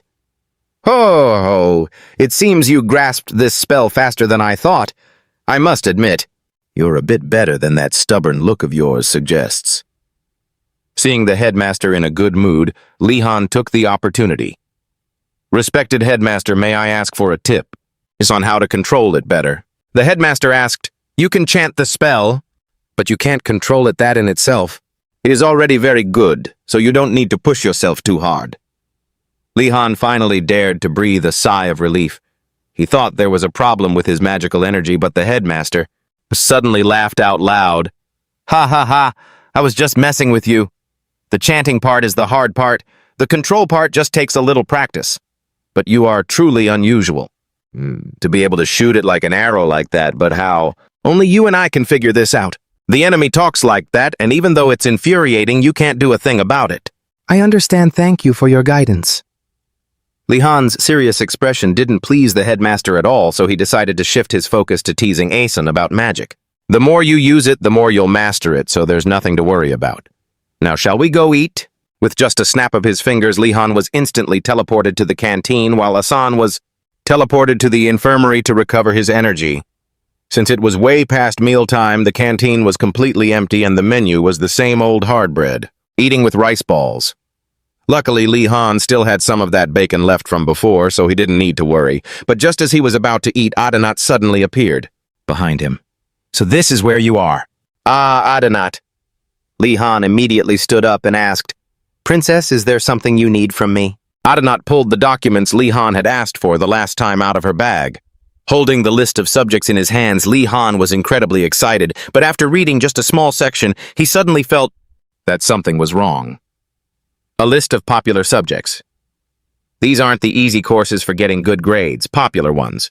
And wait, why is general alchemy a popular subject? After reading through it, Li-Han spoke to Adanat. "Princess, I think there's a misunderstanding here. I meant a list of courses that are easy to get grades in, but this is a list of popular courses. This is the complete opposite of what I wanted." Adanat still didn't understand what Li-Han meant, so he explained again. "Popular subjects mean many people take them, so it's hard to get good grades. Unpopular subjects have less competition, making them easier to get grades in. That's what I meant." Adanat was stunned silent. So that's what he meant. He's looking for easy classes, but he's from the Odana family. I always thought he was like the other noble children, but it seems he's completely different. After understanding Li-Han's intention, she took out another list. While I was preparing that list, I also put together a list of subjects to avoid. Li-Han received the list and his face lit up with joy. "This is it. I can see the poverty and boredom. Nobody wants to learn these. First, basic swordsmanship. It's so rare for anyone to come to a school. Training in magic just to learn swordsmanship. Basic spell dueling and keeping distance are the same. Students come to this academy to learn advanced magic, so they rarely fight." But Li-Han didn't care about that. He just wanted high grades, and that was enough. Seeing Li-Han's crazed expression, Adanat quickly slipped away, afraid of catching whatever he had. The next morning, Adanat went alone to the classes on the list from the day before. He had invited his friends, but everyone thought he had gone crazy for wasting time on such junk subjects. But Li Han remained incredibly optimistic. Well, I'm pretty sure they don't know what's coming. To them, basically no matter the school, the concept of vetting students doesn't really exist. They surely know students attend their classes, but they are the type who don't care much, so to focus on what one likes, you need other subjects ones where you don't have to do useless things. That's a reasonable choice to redistribute your focus. But just as he had gone a little way, Li Han felt that something wasn't right. Why? Is basic spell dueling held in the basement? The stairs looked simple, but why did they feel like a bad omen? When he was young, Li Han had been told a story by Iola Long. There was a saying that every citizen should know: never think about entering a mage's tower. Even if it looks normal on the outside, there are stories of people being trapped in the tower forever. Little Li Han, when he read this story, asked Iola Long, "Isn't this a bit exaggerated?"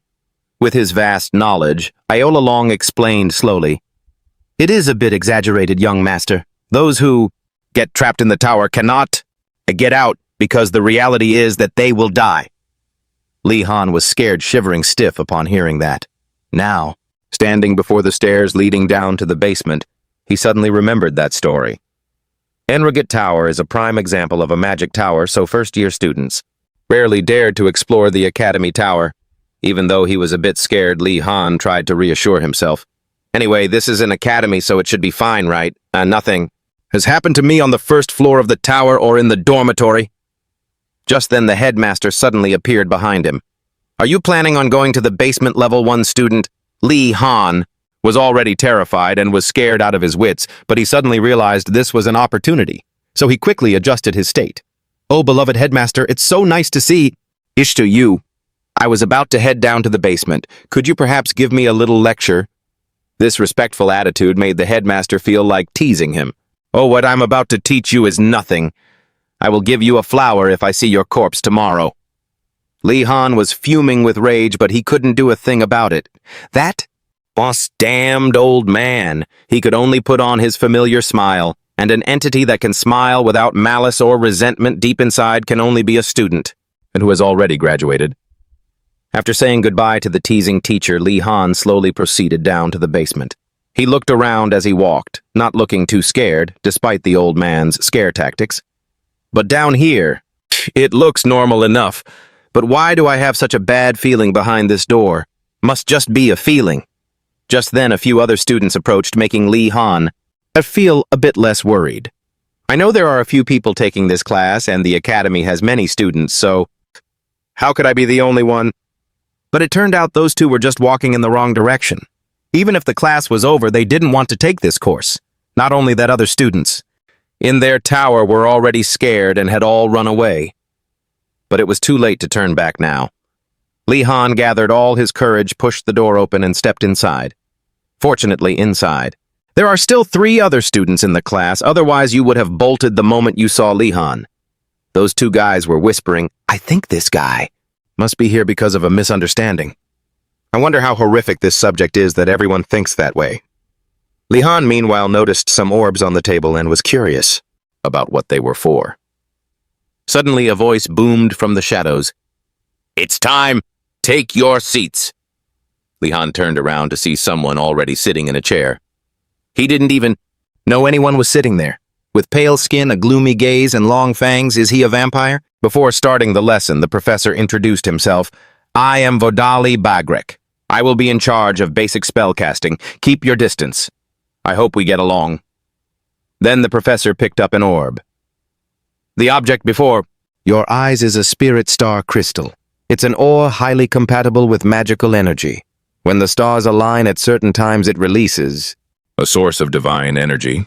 Spirit star crystal is a material created by absorbing that energy.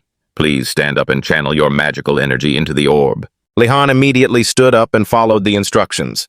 Inside, he was worried about whether he could actually do it, especially since he had failed at basic spells like illumination before. Suddenly, everyone's orbs flew straight into midair. Li Han looked at his orb, jaw dropped. I did it that easily. Don't tell me these aren't just regular spirit star crystals, they're artifacts. At first glance, I'm pretty sure the professor made them himself. I heard that custom-made artifacts are expensive. Right then, one student lost control of their orb, sending it flying toward the ceiling. Thankfully, the professor stopped it before the ceiling got a hole in it. The orbs are connected to your willpower so you can control them, but I placed some restrictions on them so I wouldn't have to fix the ceiling all the time. Hearing that the student finally breathed a sigh of relief, but suddenly the orb flew straight into his stomach, nearly killing him. It turned out the professor hadn't finished those restrictions, didn't apply to them. Be careful not to break the orbs.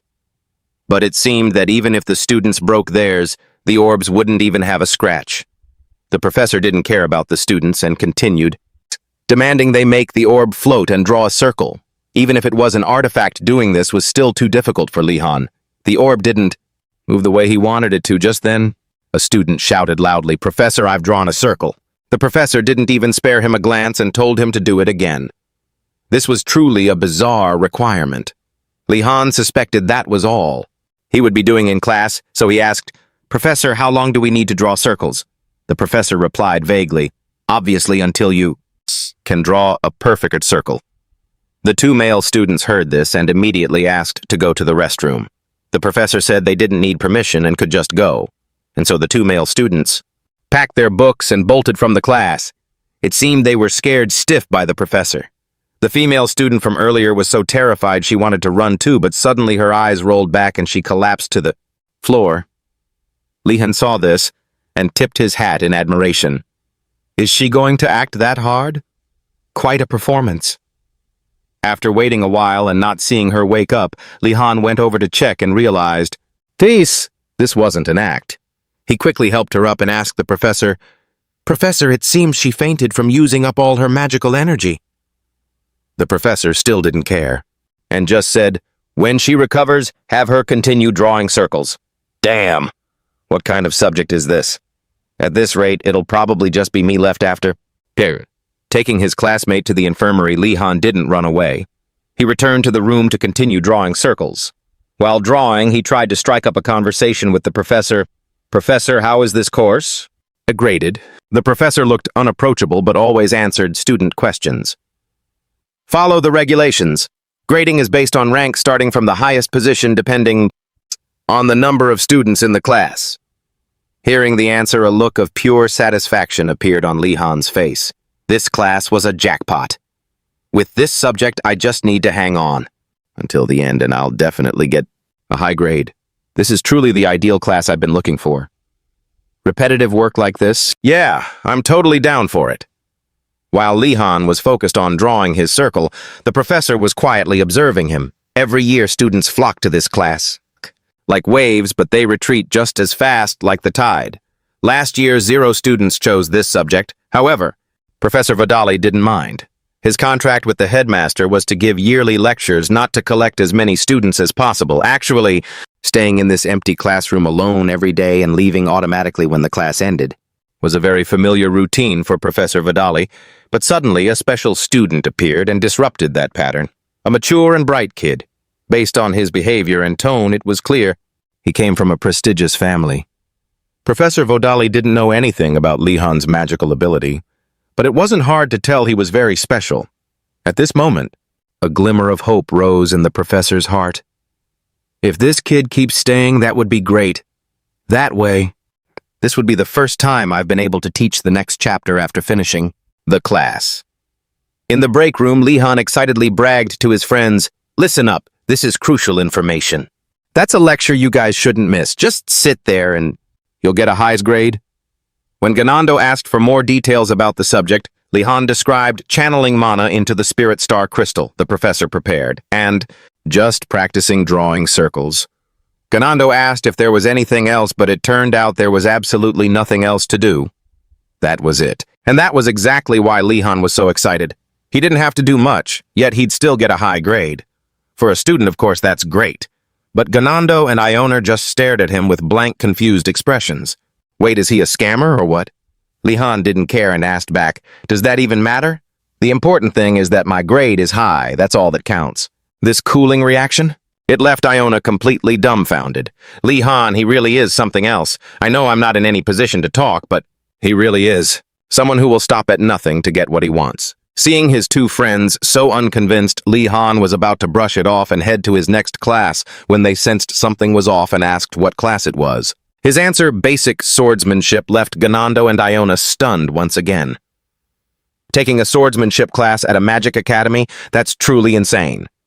A short while later, Li Han arrived at the front courtyard of the South Main building where the basic swordsmanship class was held. Unlike his previous class, this one had quite a few students, most of them from the White Tiger Tower.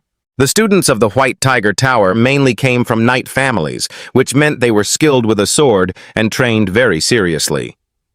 Li Han observed for a moment deep in thought. So I have the advantage in magic combat, he mused. That's fine. Meanwhile, his arrival caused quite a stir among the other students. Isn't that the guy from the Blue Dragon Tower? And I heard he's from the Wardanas family. So he's here because he picked up some swordsmanship culture from his private tutor. Ha! He's really underestimating the sword. These remarks were all overheard by Li Han. He had heard they were proud of their swordsmanship, but he hadn't expected them to be this aggressive. But none of this really mattered to him. Li Han just looked at them like a bunch of immature kids. Just then an elf student approached. Hey you're from the Wardanas family from the Blue Dragon Tower, right? Li Han wasn't the least bit intimidated and retorted with an arrogant tone. So what? The elf student began. To raise his voice, I think you're in the wrong place. This is a serious swordsmanship class, not a lecture where they'll hold your hand and teach you from scratch.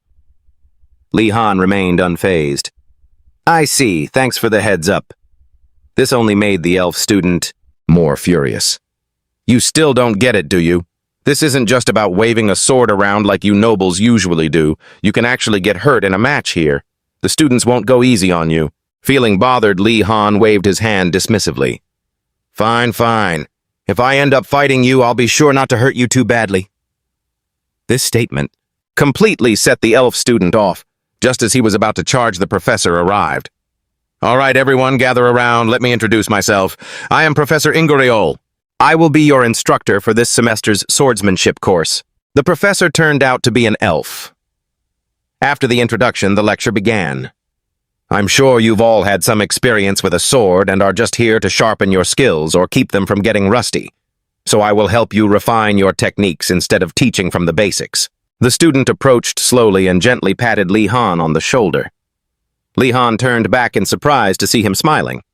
The student initiated the conversation. Li Han of the Wardanas family, right? I was just wondering why someone from a family famous for magic would take a swordsmanship class. Li Han replied naturally.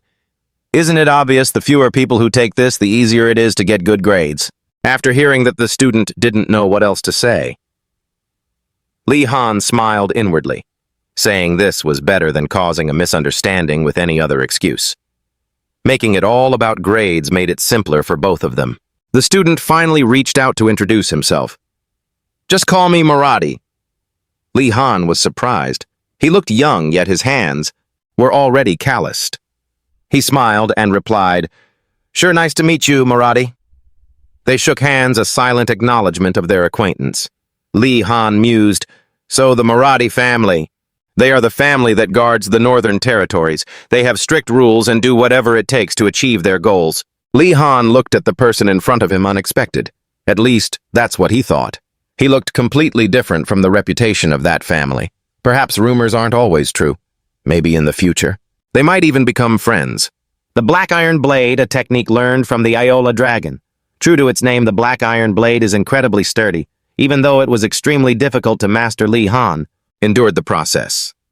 Why? Because he had no other choice. Ingoriol walked over, curious. You can use the Black Iron Blade, you've got the foundation for it. Which family are you from? As he asked this, he was secretly speculating in his mind. However, Li Han's answer caught him off guard, the Wardanas family. Ingoriol hadn't expected someone with such solid potential to come from that family. He asked humbly, May I know why you are studying swordsmanship? He answered smoothly, I believe it is a necessary skill for a noble. Ingariel's face showed signs of disappointment, just as I thought. His expression darkened as if he had no more words to say. Li Han realized that if he said the wrong thing, his grade would drop. The answer the professor really wanted was, "I originally thought that too, Professor. However, the more I learned, the more I understood. The depth of the blade." Li Han's eyes burned with spirit. "I couldn't stop myself from coming here." Ingariel's eyes lit up. He gave a thumbs up and shouted, "Full points!" But he suddenly realized he had been unprofessional by saying his thoughts out loud. Ingariel praised him. "You are very serious about this. You performed better than some of the White Tiger students. They just come here to look pretty." His voice was soft, but his hand gripped the sword hilt tightly. "Thanks to you, I've learned something." The sharp sword aura left its scabbard. Ingariel decisively said, "I will get serious with you." His words made Li Han turn pale. "Now pick up your sword." Then the sound of clashing steel rang out continuously. Li Han's body suddenly made intimate contact with the ground. He didn't care about his image and collapsed exhausted. Ingariel looked at him regally. "The black iron blade is a technique as solid as stone. It never wavers no matter who or what happens. That is the essence of the black iron blade." He reached out to pull Li Han up. "Keep that in your heart. That's enough for today." Then he energetically called out to others. "Now who's the next student?" Li Han rubbed his aching shoulders, feeling as if his body had been crushed. He trembled, recalling everything that just happened. "He really is good at catching me off guard. I kept getting hit the whole time." Ingariel was still calling for the next student, but they just kept. Li Han suddenly found himself getting up close and personal with the ground. He didn't care about his image, and just lay there exhausted. Ingariel looked down at him with a proud, imposing stance. "The Mystic Stone Blade is a technique as solid as rock. It never wavers no matter what happens or who comes at you. That is the essence of the Stone Blade." He reached out and pulled Li Han up. "Keep that in your heart. That's enough for today." He then energetically called the others over. "All right, who's the next student?" Li Han massaged his shoulder, feeling like his body had been crushed. He shivered as he recalled what just happened. He's really good at waiting for me to drop my guard. I just kept getting hit. Ingariel kept calling for the next student, but the others just tried to dodge. "Moving like weak chickens!" Li Han silently admitted that regardless, he couldn't take this lightly. Every student from the White Tiger Tower is destined to become a future knight, but he dispatches them so easily if he were fighting under the name of the swordsman all along, like an immovable rock. Ingariel is as fluid as running water. Even though his limbs are prosthetic, Li Han leaned against the wall, eyes gazing into the distance, recalling Ingariel's teachings. The point of dual wielding is difficulty, but also flexibility. Think before you swing. The crescent moon sword style you use needs more speed, more sharpness. Launch yourself forward. With everything he had, Li Han realized that he truly was an excellent professor. He could read the students' techniques and offer them direct, insightful advice. Looking at everyone around him chatting happily, he felt a bit helpless. "Why does it feel like I'm the only one getting beaten up the most?" he wondered, looking at Ingariel. Ingariel gazed up at the distant sky, looking thoughtful. "The time has come," he said. He called out, "Stand up and come here, Li Han of the Black Flower family." Li Han stood up and walked over, bewildered, as Ingariel called for another person. "Doju of the Choi family, come here." Li Han widened his eyes in surprise as he looked ahead. Even as he approached, the guy looked like a giant green beast. With such a brawny physique, Li Han realized this was the guy who had picked a fight with him earlier. So his name is Doju. The two stood facing each other with tension rising, while Ingariel stepped in as the referee for the duel. "Now you two will spar." The students gathered around, surprised, all murmuring and looking toward the three of them. Whispers filled the air. "Why?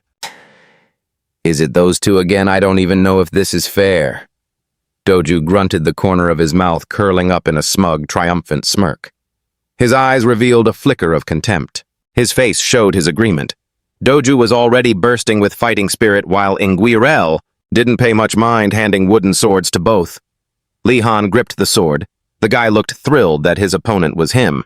Well, things had come to this, so he didn't intend to back down. He could have, spent his time playing around, but he hadn't. He had chosen swordsmanship precisely for moments like these. The duel between Li Han and Doju was about to begin. The reason Professor Inguirel chose them was simply because they were the two most outstanding individuals. Swordsmanship isn't just theory. It's 100 practices and 1,000 real battles. Only by going through all that can one truly grasp the essence of the sword. A simple example, suppose there's a technique. That strikes straight at the opponent's throat, but if you only know how to attack, victory remains far off. Use theory as the core, then add fluency and adaptability. Through that, you will see what true swordsmanship is. These two students don't just understand those rules clearly, they have the ability to use magic. To enhance their own swordsmanship, they carry the natural talent to become knights. Inguirel ordered Li Han and Doju to their positions. He silently watched Li Han's back, with a thoughtful expression. That swordsmanship, even though he doesn't come from a knight lineage, the pressure he faces from his family must be immense, yet he still stands firm and moves forward. Inguirel's hand held the sword tightly. A student worth praising. In that case, let me lead you to the pinnacle of swordsmanship. Inguirel raised his hand and shouted, "The match begins!"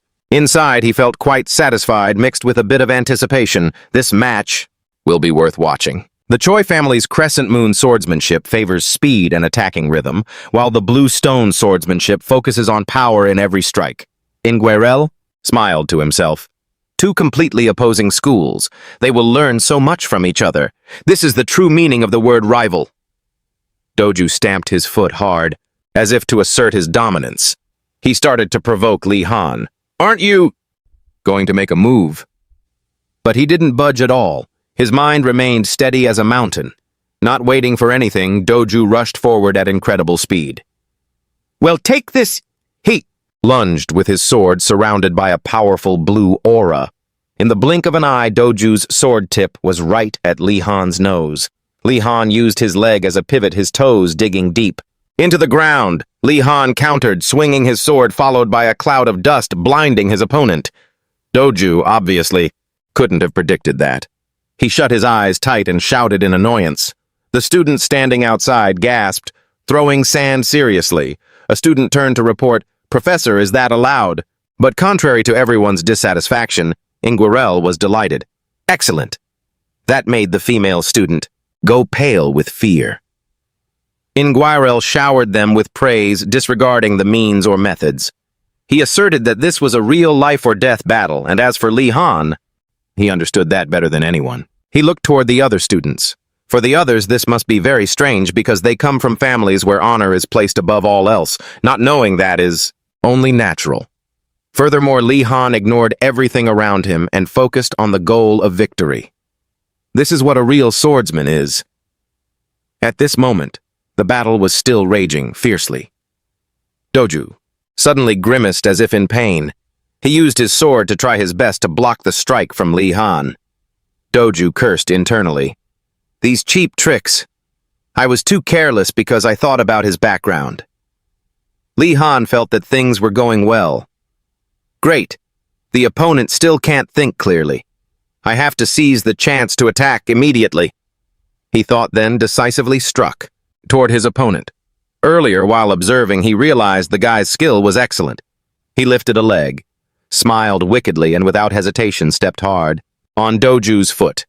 Then Li Han attacked continuously. So I need to create a scenario where I can win. At this point, Doju couldn't take it. He's trying this hard. To that extent, he had to prop his hand on the ground, making a small thud. It had to be admitted Doju's dodging skills had leveled up. The evidence was how quickly and nimbly he rolled away several times. This happened so suddenly that Li Han couldn't have expected it. Doju, in a bit of pain, thought, how did it end up like this? This was not the time to have random thoughts. Inguirel stood outside, observing, and applauded. Very excellent. Doju leaned his hand on his knee, cursing under his breath. This is truly humiliating. Suddenly he roared and lunged toward Li Han in frustration. I won't forgive you. Li Han was a bit startled, but still nimbly dodged. Having to go next. It was truly humiliating. Suddenly a guy screamed and lunged at Li Han in frustration. I won't let you get away with this. Li Han was a bit startled but nimbly dodged. Li Han held his sword in a ready stance, prepared to continue the unfinished battle while raising his blade to counter the stunningly beautiful green light of Inguriel's sword. Watching from the sidelines, Inguriel couldn't help but admire them. They're better than I thought. I knew they were skilled, but I never expected them to use the Moon Apex sword technique. At this level, the more they attacked, the more their stamina drained. Warden, however, remained calm, trying to react to every move his opponent made. Li Han watched Daeju's attack patterns closely. Then he was surprised and exclaimed, "He's getting too reckless!" In a flash, Li Han used his sword to block the strike. In that split second, Daeju froze. He couldn't believe what had just happened. This pressure... What is this? Li Han suddenly realized something. He had been constantly reminding himself to stay focused. Li Han, don't get distracted. Finally, Li Han saw an opening and told himself it was time to seize the chance and win. Watching Daeju's movements, Li Han calculated the outcome based on experience. His judgment had been blinded by the sudden situation, which resulted in a bunch of wasted movements. He observed the mana on Daeju's sword and realized his opponent's energy was almost depleted, while Li Han didn't feel tired at all from using his mana. He told himself, it's only a matter of time now. After a series of attacks, Daeju cursed under his breath, wondering, did I not put enough power into it? Why don't you look tired at all? Daeju wondered. He couldn't understand why his opponent wasn't losing any steam. He was just hiding his emotions, but Daeju felt like he was throwing an egg against a rock. It seemed as though Daeju was already completely under Li Han's control. He was slowly running out of energy, his face turning paler and paler, yet Li Han remained full of fighting spirit. Soon after, he knocked Daeju's sword away. The blade flew a long distance and stuck straight into the ground. In that moment, Li Han's sword was decisively placed against his throat. Daeju broke into a cold sweat, staring in shock at the blade against his neck. In that moment, both were silent and gasping for air, especially Daeju. He had no strength left to fight back. Inguriel stepped in and told them to stop since the winner had been decided. Li Han sheathed his sword, and both obeyed his command. Inguriel looked at the panting Daeju with a hint of regret, analyzing the situation. Yet he had stayed calmer, the result might have been different, but he panicked when he felt the killing intent. At such a young age, it's tough for him. Afterward, Inguriel glanced at Li Han and thought to himself while Li Han paused for a moment. He delivered a judgment that made everyone see him in a different light. Then Inguriel didn't forget to praise them both. You both performed very well today. Winning or losing isn't everything. He continued seriously, don't be arrogant in victory. Don't be discouraged in defeat. That is how you improve. Then Inguriel told them to shake hands. Li Han guessed that based on Daeju's personality, he wouldn't let it go easily. If he attacks, I will... Just then, Daeju didn't act as expected. Instead, he reached out his hand and said sincerely, that was a great match. I'm truly sorry for being rude earlier. His final words surprised Li Han even more. You truly deserve to receive that recognition. Li Han was still evaluating Daeju. He didn't seem like he was waiting for him to lower his guard to attack. Afterward, he also reached out to shake his hand. Daeju simply replied coolly, you're probably just saying that because you're worried. Seeing them like that, Inguriel clapped his hands, satisfied. He turned to glare at the people sulking behind him, shouting, what are you doing? Why aren't you applauding? Night fell, and the moonlight illuminated the school campus. In a corner, a group of people were gathering. Suddenly, a voice echoed from afar, Daeju, Choi House, in the name of a student of the White Tiger Tower, I certainly... As he said this, Gil appeared before everyone. He acted as if it were natural, saying to Daeju, you don't intend to let that guy get away with it after being mocked like that, do you? Daeju stayed silent for a while, then replied, I lost because I lack experience. Hearing that, everyone spoke up in unison. That's because he played dirty. It's not your fault, Daeju. But Daeju objected. No, it's because I'm still weak. Gil laughed, that's not important anymore. Then he put on a serious face, saying, the important thing is that the honor and pride of our tower have been trampled by him. Gil's eyes sparkled with a cold light. Take responsibility. For this Choi House, Daeju thought to himself, the Marathi house is at the heart of the Knight families. He asked, how do you want me to take responsibility? Gil snapped his fingers and said, it's simple. Afterward, two thugs approached, putting their arms around Daeju. Gil continued, "If the quality is poor, just compensate with quantity." Hearing that, Deju retorted, "As a knight, don't you feel ashamed, Gil?" Sneered, "That's just an excuse for losers." People whispered, "I've never heard of this. Why do we have to go this far?" Gil heard all of it. He smiled and said, "It seems some people don't agree." "Why don't you say it to my face?" At those words, everyone dispersed and left. Conversely, Deju walked past Gil, saying firmly, "I oppose this. I will not take revenge." Seeing him, Gil laughed mockingly. "The coward has already run away. It seems I need to find a replacement for Deju." Hearing that someone volunteered, "Give me a chance, Moradi." After that, the rest left. Deju stood there thinking, even if I believe in Warden's skills, 1 against 3 is too much. Not to mention they are students of knight families trained every day. Thinking of this, he felt irritated and clenched his fists. I can't just sit here. This is not how a knight should act, no matter how my decision affects the future. Finally, Deju made a decision.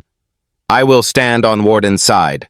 High in the sky, the moon slowly climbed higher. Deju's footsteps left deep marks on the ground as he hurried at top speed. As he neared the spot, Deju shouted, "Warden." Just then a stone whizzed past his ear and landed near Deju's feet. He looked at the person lying flat on the ground in front of him, confused, followed by 2 thugs holding clubs. "You bastard, how dare you!" Lihan pointed his wand at the ground and growled. Following his movement, countless stones flew up and hovered around him. Lihan warned, "If you want to die, just come closer." Seeing the scene before them, they were scared into a cold sweat. Deju stood like a statue, completely unable to understand what was happening. A moment ago, someone holding a club had slammed it into the ground, calling for Warden. Lihan was surrounded by 3 guys with clubs. One said, "You think we're going to let this slide after you won? We'll make sure you can't attend. Any classes ever again." Hearing that, he thought to himself, they're doing this because of the class. How annoying. He decided to just chase them away. Lihan turned and said, "Do you know which family I come from?" They angrily shouted back, "The attack." Even though the scene in front of him was enough to break a cold sweat, he stood there like a statue, completely confused about what was going on. A moment ago, someone was hitting the ground with a staff calling, "Hoden." Lihan was surrounded by 3 people holding staffs. The guy continued, "Do you think we'll let this slide just because you won? We'll make sure you can't participate in any more classes." Hearing that, Lihan thought to himself, they're doing this because of the class. How annoying. I should just shoo them away. Lihan turned around and spoke up. "Do you even know which family I come from?" They yelled back in anger. "Such pathetic threats. Do you really think that's going to scare us?" Even so, they kept glancing at each other, hoping things would turn out okay. He sized them up, suspecting someone was pulling the strings from behind the scenes. Lihan seemed to have guessed it already. Who could that person be? He sighed to himself. If they had actually thought this through, they wouldn't have acted like this from the start. Lihan asked them point blank, "Who told you to do this? Is it someone from a major family you're too afraid to defy?" Onrago shouted back, "Shut your mouth, don't let him trick you." Then he ordered his group, "Surround him, don't let him get away." Lihan did the math. 3-on-1 is going to be tough. Lihan recalled the advice all along had given him in situations like this. In cases like this, just run. Stuck in this encirclement, he hesitated, thinking, but if the path is blocked, how am I supposed to run? Suddenly, Lihan heard something. He looked back, vigilant. The stones under his feet were glowing with a blue light. If he had these, he remembered the magic he had performed before making a quick judgment. Not too big, and the size wasn't too different either. Thinking of that, Lihan immediately cast his movement spell. Seeing the stones floating up, all 3 of them were in disbelief, saying, he can use this kind of magic already. Is the Hoden family really that different from us? He let out a sigh of relief, feeling lucky. Thank goodness that worked. That should be enough to scare them off, right? Let's keep this up and then run. With that, Lihan hurled a stone at them. Get lost or else... But it seemed he hadn't controlled his power well. The stone flew straight, hitting Onrago square in the head. The other 2 were shocked to see him go down. Lihan was startled by the turn of events too. They immediately raised their wands, cursing. You bastard, how dare you? Lihan thought to himself. Oh crap, I didn't mean to do that. I need to train more. The other 2 started discussing. These stones are going to fly at us and we don't have time to prepare anymore. Even if he was a Hoden capable of using such powerful magic at that moment, his whole body radiated an eerie blue light. Li Han sighed internally. This wasn't part of the plan, but I have to keep up the act. He pointed his wand toward them again, threatening, "If you want to kill me, then come at me." In his heart, he told himself to keep a straight face. They were terrified and scrambled away. They didn't forget to warn him, "You're so annoying, you won't get away with this." Dezu watched this situation and wondered, what on earth did I just witness? Suddenly, he spoke up, "Are you here to beat me up too?" He was startled and denied it. The silvery moon lit up the night sky. After hearing Dezu explain the situation, Li Han cursed, "That jerk Gazelle? He's the one behind these threats." He helplessly corrected him. "Not Gazelle, it's Giselle." Li Han realized and said, "Oh, right, Giselle. Regardless, that's what he said." Lian thought of some other faces. The atmosphere in the White Tiger Tower is quite different. Everyone in my tower is happy and close to one another, but thinking about how the White Tiger Tower had its own order. Dezu drew a face on the ground and asked, "Does he look like this?" He didn't recognize who it was, so he looked suspicious. Li Han suddenly remembered the person he met the other day. He muttered, "I thought he was a good guy. His actions don't match his appearance at all."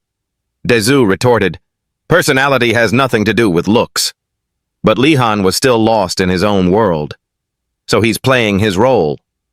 Turns out that's why he's famous. Seeing he wasn't reacting, he called out, "Hey, are you listening?" Dezu added, "He's famous. Don't tell me you thought Giselle was just a normal person." At that moment, he realized. "So that means he has a reason to approach me?" Li Han asked, confused. "The fact that they came to hit me is already strange." He replied, "There are a few reasons for that." Dezu then analyzed it. "First, you're from the Warren family. If he defeats you, someone from a famous family, especially a first-year student, Giselle will have much more influence." He asked back, annoyed, "So you're saying I'm a sacrifice for his power? That's really annoying." Dezu sighed. "I'm worried about that too." He continued, "In the future, you'll continue to show a positive attitude and the students in my tower will continue to hold a grudge. Giselle knows how to exploit those emotions." Beside the campfire, kind-hearted Dezu warned, "If you keep taking fencing classes, I want you to be careful." After the conversation, Li Han returned to his tower. He recalled the advice he thought was quite good from Dezu. Try to avoid classes with students from the White Tiger Tower. That way Giselle won't be able to do anything. Li Han stepped into the tower thinking, "But I can't do that." He analyzed it. First, finding a good class is very difficult. Second, how dare they drag me into that political mess? This is a matter of honor. In the common room, a shout suddenly echoed. Everyone looked. Li Han appeared covered in wounds, painfully saying that he had just been attacked by students from the White Tiger Tower. He pretended to cry, saying, "Just because I'm a member of the Blue Dragon Tower." He silently watched everyone's reaction. As expected, they were all caught by surprise. Immediately after, angry shouts rang out full of indignation. Someone stepped up to lead. "This is not the time to be messy. We need to call everyone from the upper floors. They don't dare mess with Ronaldo, but they touch a Hoden like you." Hearing that, Ronaldo poked his head out, stammering, "Why is it me?" Li Han thought, feeling nervous. "They seem even more excited than I thought." The whole group shouted to assemble and find weapons, seeing that he hurriedly tried to stop them. Everyone turned back, protesting, "We still owe you?" They emotionally recounted the things Li Han had done for them. By this moment, he was filled with guilt. Around him, the commotion continued. Everyone gathered very quickly, and the silver-haired leader directed, "Everyone pay attention. 2 lines assemble." The whole crowd shouted in unison, "Let's go smash the White Tiger Tower!" Faced with that momentum, Li Han helplessly thought, "I've made everything a mess. I didn't know the Blue Dragon Tower hated the White Tiger Tower that much." He concluded, "We always hate those who are most like us." Everyone was still running around, shouting. Everyone used whatever they could find as a weapon. "Let's go to the White Tiger Tower." At that moment, a loud shout rang out, asking everyone to wait. Asa suddenly appeared behind the crowd, looking serious. He suggested, "Before we go, listen to me first." Asa started to analyze. "We shouldn't act rashly. That tower is reserved for those from night families. If we recklessly go there, we will lose. Li-Han thought, relieved. Just as expected, Asa is truly rational. He quickly said, "That's right, everyone." But suddenly he added, "Let's continue with the swordsmanship lesson. I want to warn you to be careful." After the conversation, Li-Han returned to his tower. He remembered Daeju's advice, which he thought was pretty good. Try to avoid classes with students from the White Tiger Tower. That way GZ won't be able to do anything. Li-Han stepped into the tower thinking, but I can't just listen to that. He analyzed the situation. First, it's hard to find a good class. Second, how dare they drag me into their petty politics? This is a matter of honor. In the common room, a voice suddenly called out, "Everyone." Li-Han appeared covered in injuries and said painfully that he'd just been attacked by students from the White Tiger Tower. He pretended to cry, saying, "Just because I'm a member of the Azure Dragon Tower." He secretly watched everyone's reaction. Just as expected, they were all shocked. Right after that, shouts of anger echoed through the room. Someone stood up to take charge. "This isn't the time to be messy. We need to call the people from the upper floors, too. They wouldn't dare mess with Ronaldo, but they touched one of our own, a Hoden like him. How dare they?" Ronaldo poked his head out and stammered, "Why am I involved?" Li-Han thought, "They seem even more worked up than I expected." The whole group started rallying, gathering weapons. Seeing that, Li-Han hurriedly tried to stop them, but they all turned back and protested, "We still owe you. We're moved by what you have done for us." By this point, he was feeling guilty. The room was buzzing. Everyone gathered quickly, and it was getting crowded. The silver-haired one directed everyone, "Attention, 2 rows, line up." The whole crowd shouted in unison, "Let's go smash the White Tiger Tower!" Faced with that momentum, Li-Han thought helplessly, "I've really messed everything up. I didn't know the Azure Dragon Tower. Hated the White Tiger Tower that much." He concluded, "We always hate those who are most like us." Everyone was still running around shouting. Everyone grabbed whatever they could use as a weapon. "Let's go to the White Tiger Tower." Just then a loud voice shouted, "Wait! Everyone hold on!" Hassan suddenly appeared behind the crowd looking serious. "I suggest we hear what I have to say before we go." Hassan started analyzing. "We shouldn't act recklessly. That tower is for people from families of the knights. If we recklessly go there, we'll lose." Li-Han was secretly relieved. Just as expected, Hassan was very rational. He quickly said, "That's right, everyone." But suddenly Hassan continued, "So we should hold off for a moment." Asa shouted that he would stay and wait, and the attackers listened to that. Everyone got excited. "As expected of the Donka family, we trust you, everyone, get ready, let's go." Li-Han helplessly sighed, thinking to himself that he was a fool for expecting anything more. Then he spoke up again to stop them. Wait, I don't want you guys to seek revenge." Li-Han pointed at himself and said firmly, "This is a matter of my honor, so I will handle it myself." Someone tried to object, but the Black Flower guys are very cunning, despicable, so those filthy scumbags won't play fair. He was taken aback by those words, thinking, he's cursing them out without even taking a breath. Li-Han felt helpless and let out a sigh, then seriously told them, "We are children from noble families. Wouldn't it be shameful to act just like them?" These words succeeded in making everyone reconsider. Li-Han felt relieved inside. "Great. Now it's settled. Let's get to the point." He suddenly spoke up, cutting off the discussion. Spoke up. Everyone paused for a moment before he continued. "If they choose to fight us, let's fight back together. They will likely attack us in a pack like cowards." Everyone seemed enlightened and excitedly agreed. "That's right, Black Flower, let's band together and get ready." And just like that, Li-Han handled the problem. The chaotic families finally reached a consensus and quickly dispersed. As they walked, they chatted.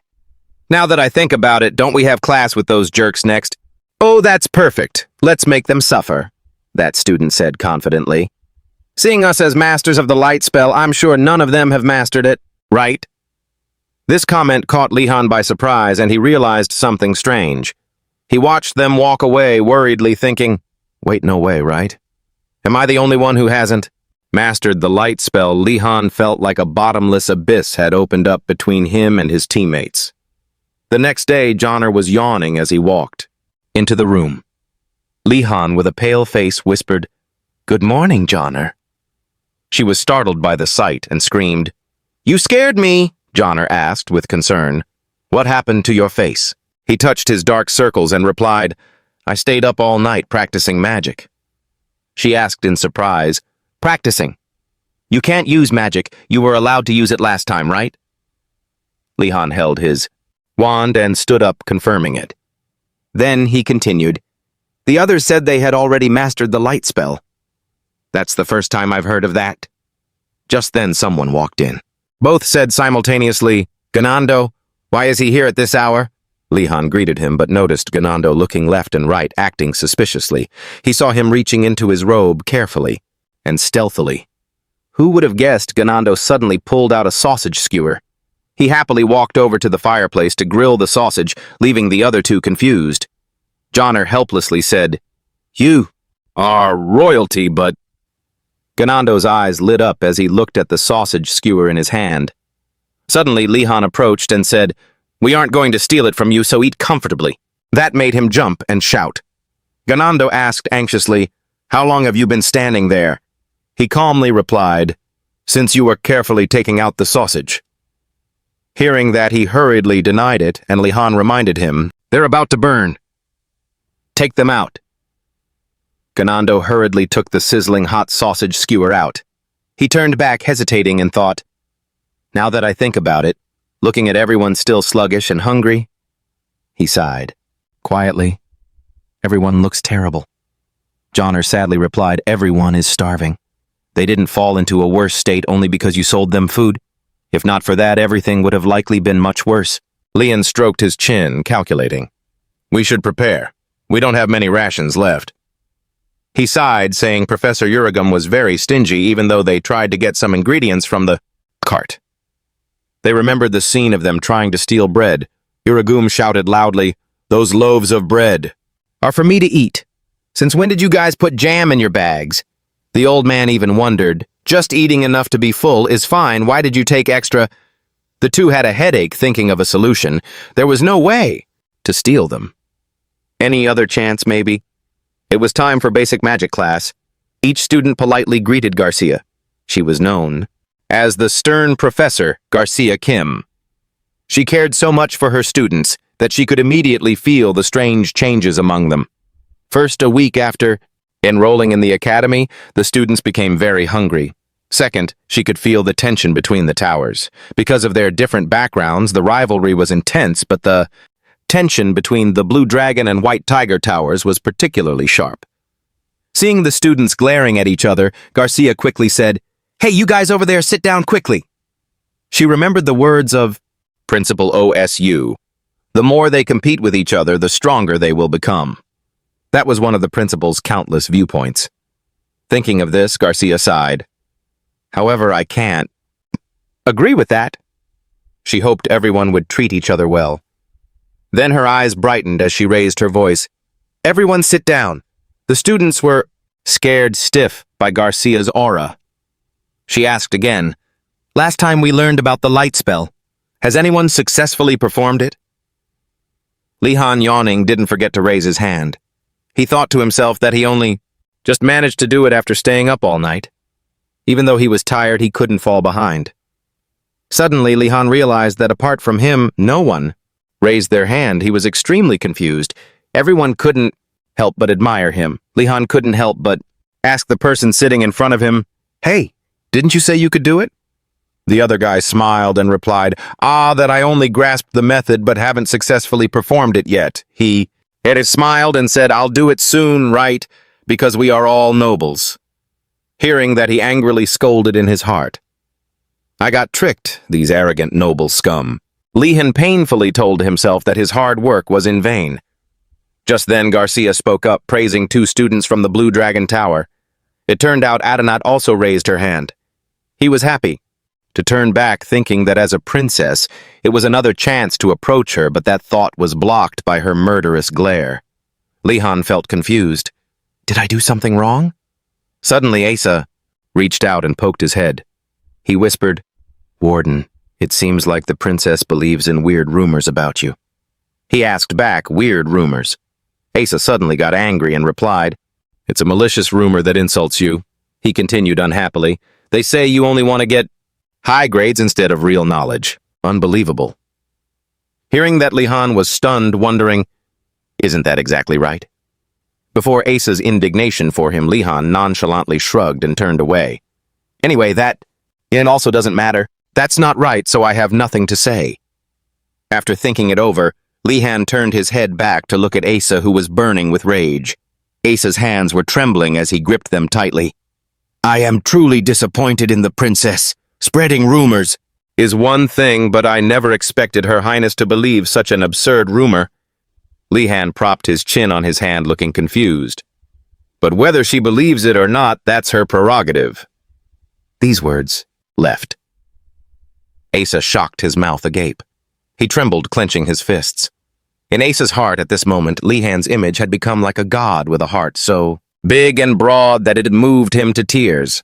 There are so many descendants from great families in this tower, but none of them are perfect nobles like him.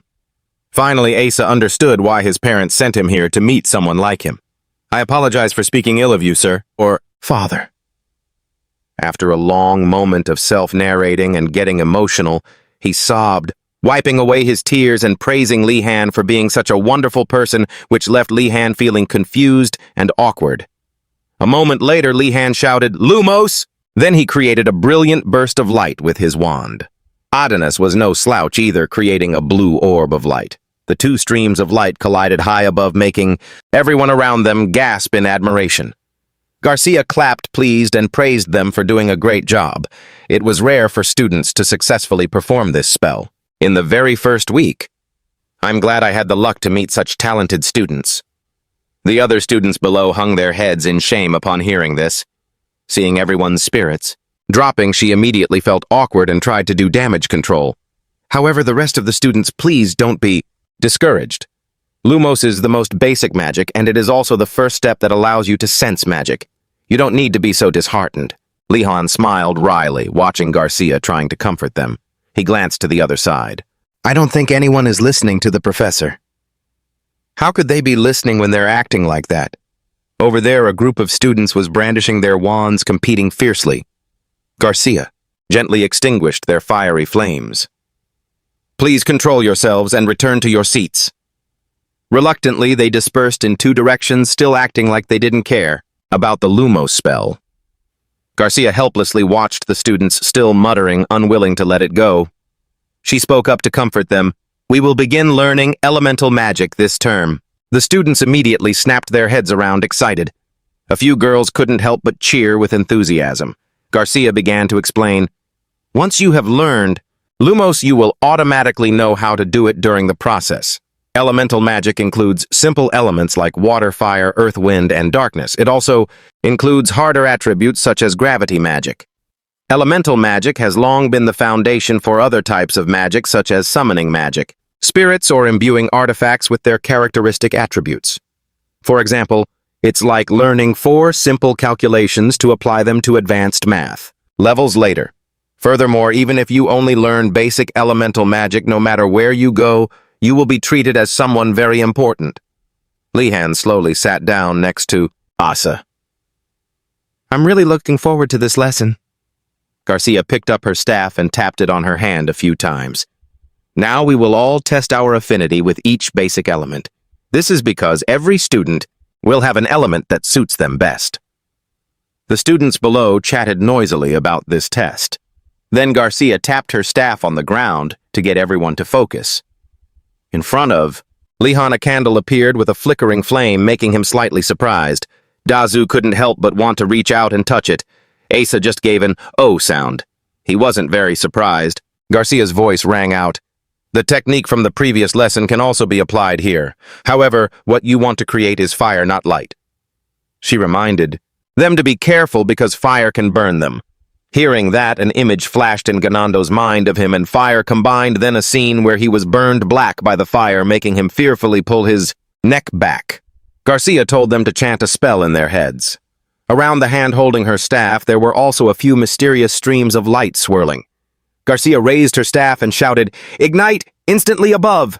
The tip of the staff, several streams of fire appeared surrounding it. A second later, she had created a pillar of fire swirling like a tornado on the podium. The students were instantly awestruck.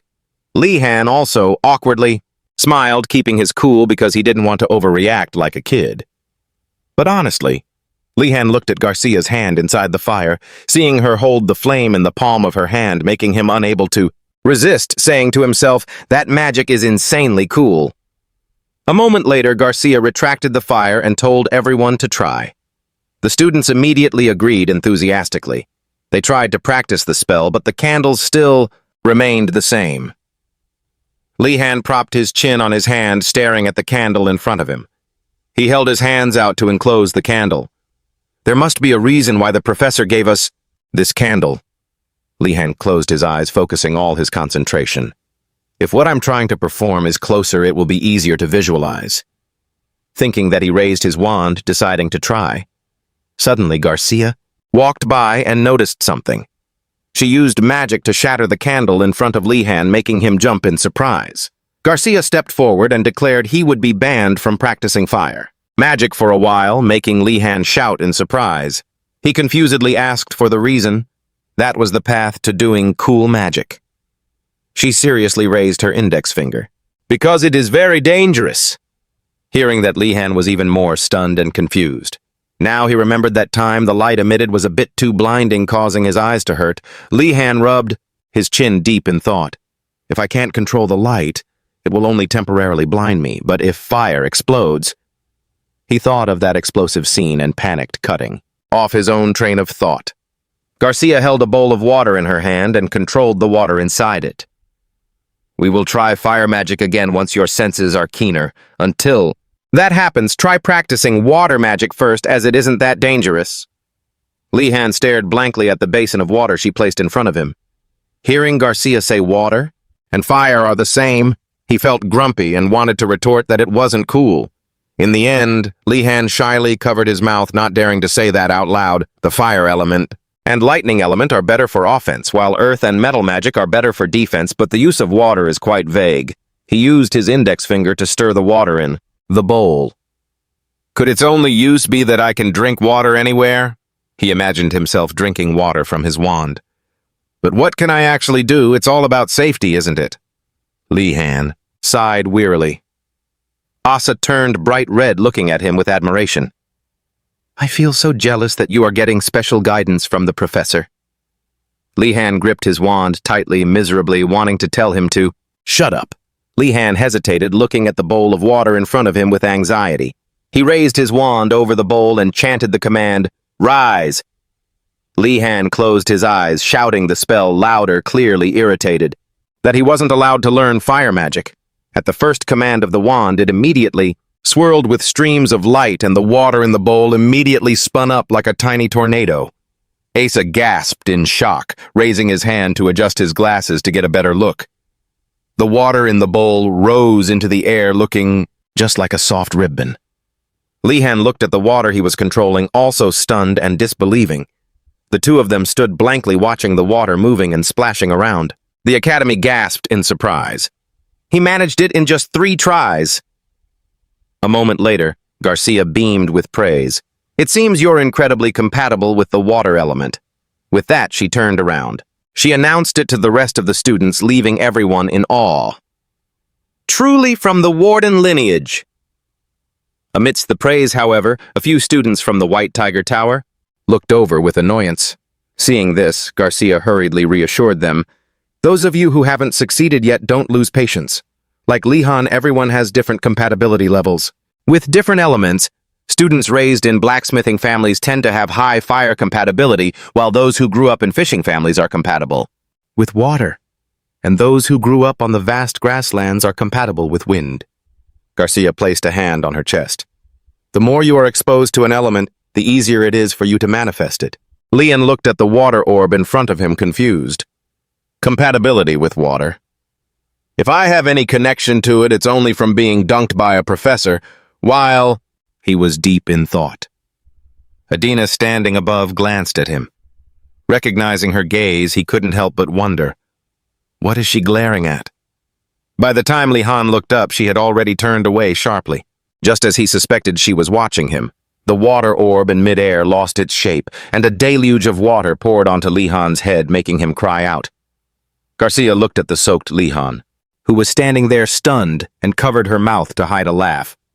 If you lose your focus, you won't be able to maintain the elemental form. Try to keep it stable for longer next time. As she spoke, she waved her wand. Garcia's magic instantly dried him off. Li-Han gazed at her in admiration. Professor Kim is amazing. She's like the beacon of this academy. He clutched his chest, moved. I understand. How long should I keep it up exactly? Garcia rubbed her chin, pondering. Usually you should keep it until your mana runs dry, but that won't happen to you, she suggested. So keep it going until this lesson ends. Hearing that, Li-Han instantly turned pale. Isn't this just torture? Seeing Garcia walk away, he immediately raised his hand to beg for help, but unfortunately she left him there in a daze. Li-Han clenched his fists until his veins popped. I almost forgot she's also a professor at this insane academy, so she's basically got a few loose screws. Garcia watched him from afar as he slumped. She smiled enigmatically at this student with such outstanding performance. Maintaining magic like that for such a long time is quite a strain on one's mental capacity. It's like trying to keep a spinning top balanced on your fingertip, Garcia mused, but Li-Han needs proper training. The fact that he could create such a large water orb in just 3 tries is a talent that defies explanation. Moreover, he was one of the people with the most abundant mana in history. Because of that, she needed to polish this rough gem. Garcia believed Li-Han would do well, but at this moment he was practically weeping, cursing the professor in his heart. There was a major misunderstanding between them.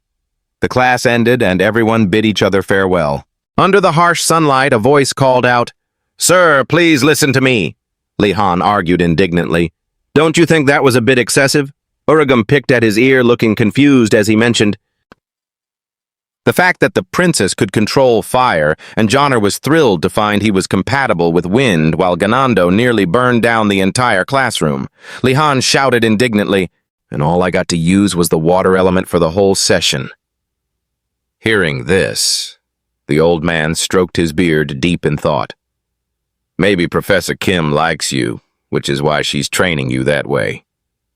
Hearing that, Li-Han immediately scoffed, completely unconvinced by that explanation. "So that's why I have to spend my precious day off gardening."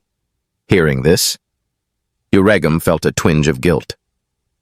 The old man sighed and waved his hand. "You really are a whiner, aren't you? Didn't you say you would do it?" Li-Han couldn't help but glance at where Uregum was sitting.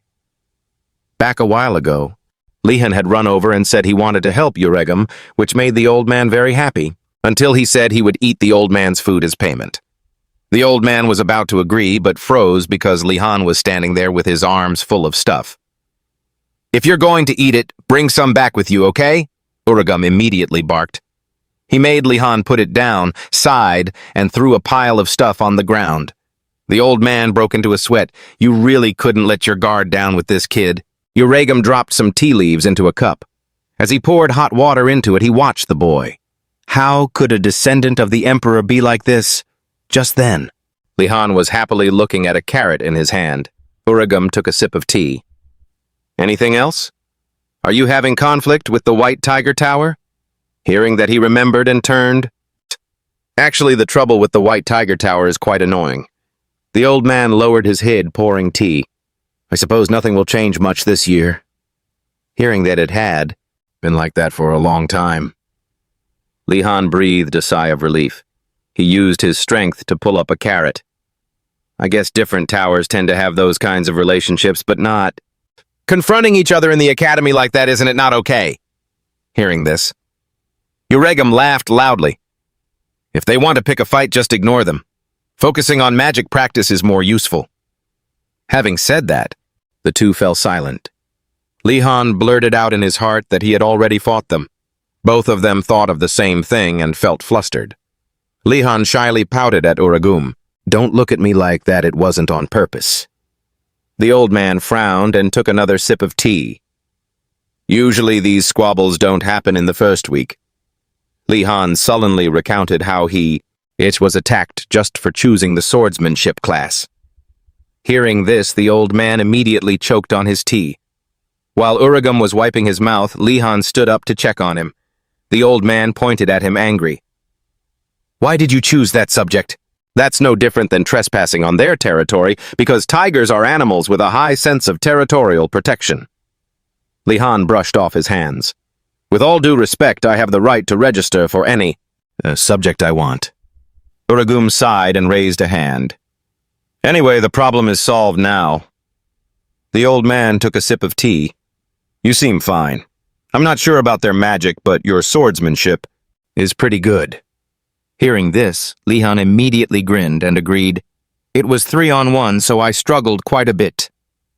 Then Uragum was shocked and spit out his tea again. "Sir." The old man stood up. Lihan immediately asked where he was going. Hearing the old man say he would make something for him to eat, he clutched his basket of carrots, feeling excited. Uragum confirmed it and picked up a carrot.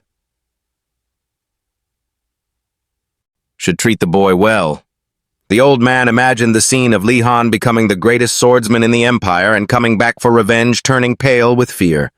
A moment later, he sat at the table, waiting for Uragum to bring the food. Lihan ate with satisfaction while the old man wiped his sweat, feeling relieved. While Uragum was pumping water to wash the dishes and waiting for him to bring the bowls, Lihan remembered something. "Before I came, did you manage all this by yourself, sir?" the old man muttered while scrubbing the dishes. "Because those brats are so lazy. And have no talent," they all ran off. "These are all basic things an alchemist must know." Hearing that, Lihan thought about all the work he had to do today and was speechless. Uragum winked and reached out, asking, "Don't you think so, Lihan?" He hurriedly handed over the bowls and plates, nodding in agreement. "And since you're all totally useless and had to run for your lives, these are just the basics any alchemist should know you here." I was speechless just thinking about all the work I had to get done today. Uragum winked at me and reached out, asking if I didn't agree with Lihan. I scrambled to hand over the dishes, just trying to play along. Usually after school hours, stuff like this would be handled by the students, but nope. Is any of this okay? Not wanting things to stay like this forever. Lihan quietly shed a tear as he thought about it, then pointed to the empty space in the field and asked if he could plant something there. The old man was immediately delighted. He agreed, and asked what Lihan wanted to plant, and when he hesitated about whether to plant something like cabbage or leeks, Uragum nodded in agreement, then suddenly asked Lihan if he intended to harvest them to sell, which made him freeze for a moment. Lihan blushed embarrassed and asked how Uragum knew. Did the seniors do the same thing? Seeing the old man slap his forehead in frustration, he looked confused. Uragum's voice rang out clearly amidst the mountains. "You're the first one, kid!" Retracting his words, the old man clicked his tongue and told Lihan, "Just do whatever you want." Then Uragum turned away, thinking to himself that the boy was a real weirdo. As Lihan was wiping the table, he noticed a corner. Looking at the pile of cabbage and leeks on the ground, he wondered what dish he could make with them. Thinking about it, Lihan asked the old man if Napa cabbage and leeks could be made into anything else, and when he heard Uragum say they could make GE, he immediately felt a stir in his heart. Lihan imagined the delicious GE in his mind. Because of the empire's vast territory, it had countless cultures. Culinary styles varied by region. If the Black Flower family in the West had bread and cheese as specialties, the East was famous for rice, wheat, chili paste, and soybean paste. Those were the typical dishes of Korea. He squatted down and asked the old man if he liked them. Uragum replied while washing dishes that he liked them, but he didn't eat them often, saying that the old man fell into a deep silence. Lihan looked at him surprised. Uragum said slowly that it was an Eastern dish that some of his masters didn't like. As he spoke, he reminisced about certain people. While drying the plates, he asked curiously what was going on. Uragum kept washing his hands. "I have some distant relatives living in the East. You have no idea how much they complain every time I meet them." After that, Uragum went on a long rant. Lihan was speechless after hearing it. He picked up the dishes and said he understood. He heard that Easterners were quite strict, but he hadn't expected it to be to that extent. Suddenly, the old man looked up and asked what Lihan planned to do this weekend. Seeing him immediately show a dejected look and ask if he had work to do, Uragum looked confused. "Does it look like the type of person who would make you work all weekend?" For a student whose emotions had been paralyzed like Lihan's, being made to work on the weekend wasn't unusual. The old man raised his cane and said with a scheming face, You won't even have time to come here. Think carefully, what will those starving students do? He immediately had a thought and replied, "Burn the school down." Uragum broke into a sweat and said that was a bit extreme. The old man stroked his beard. When pushed into a corner, they would find something to eat to survive, Uragum explained. To Li Han saying the Xuanwu Black Tortoise students would find fruits and berries while the Baihu White Tiger students would go hunting. He immediately wondered about the Qinglong Azure Dragon students. Hearing that, the old man sighed, saying they were always a step behind, but there would always be talented individuals, and they would eventually stumble upon a suitable way. Retracting his words, Uragum glanced at Li Han. Of course, this year was very different, compared to previous years. Then he mentioned the Zhuka Vermilion Bird Tower. Uragum said they had to be completely separated. They weren't the type of children to be swayed by mere hunger. The Zhuka Tower was a tower. Founded by novice priests, it was a place where they practiced asceticism. Even in the harshest conditions, they would never stop praying. Li Han brushed the dust off his coat and mused, "This faith is truly admirable. I don't think I could do that." He put on his jacket. "So this weekend, I'll go hunting with my friends, and if they mess with me again this time, I'll show them what the festival is really like." Li Han gave a firm thumbs up, making Uragum break into a cold sweat. After hearing Li Han's aggressive declaration, Uragum swept the broom across the ground. "Maybe you can't avoid that, but at least don't be the one to provoke them. There's also a possibility they'll choose a different—" Li Han wondered what that different way was. The old man paused, head held in thought. Then Uragum turned to look at him and said 2 words, "Running away." The Magic Academy campus was a steel wall, surrounded by spells, but even so, students ran away every year. Li Han stroked his chin and calculated meaning if one thought about what could be gained after. Running away, it was clear people would try it, maybe new clothes and shoes, or bread, jam, butter, and cheese, or tons of essential daily items. He suddenly realized there were a bunch of reasons to run away. Uragum immediately got angry, pointing his finger and scolding, "Wipe that look off your face. You're planning some stupid stunt again, aren't you?" "Forget it. The reason the Tiger Kids do it every year is because they're simple-minded." Suddenly, Li Han turned and asked if anyone had succeeded, which made the old man jump in guilt. Uragum lowered his head, frowning and muttering, "Well, there were some, but everything got all messed up. It won't listen to me." Thinking that, he turned away, waving his hand in resignation. "If you want to try it, the best time to overcome adversity is when you're young." He immediately put his hand on his chest and swore he would never do such a thing, but his sparkling eyes gave it all away. Uragum roared in anger, "Stop saying that with that look on your face." A while later, in a room with curtains drawn tight, the candlelight seemed to be the only light in the dark room. Daeju stood in front of 3 mysterious people in black cloaks. Hearing the person call for focus, he immediately tensed up and stood straight. The other person laughed eerily and pointed at Daeju, threatening that if he wanted to return in one piece, he'd better follow their orders. Daeju was speechless, glancing at them. Was there a need to go that far? He called Li Han's name. He was one of the people wearing a black cloak.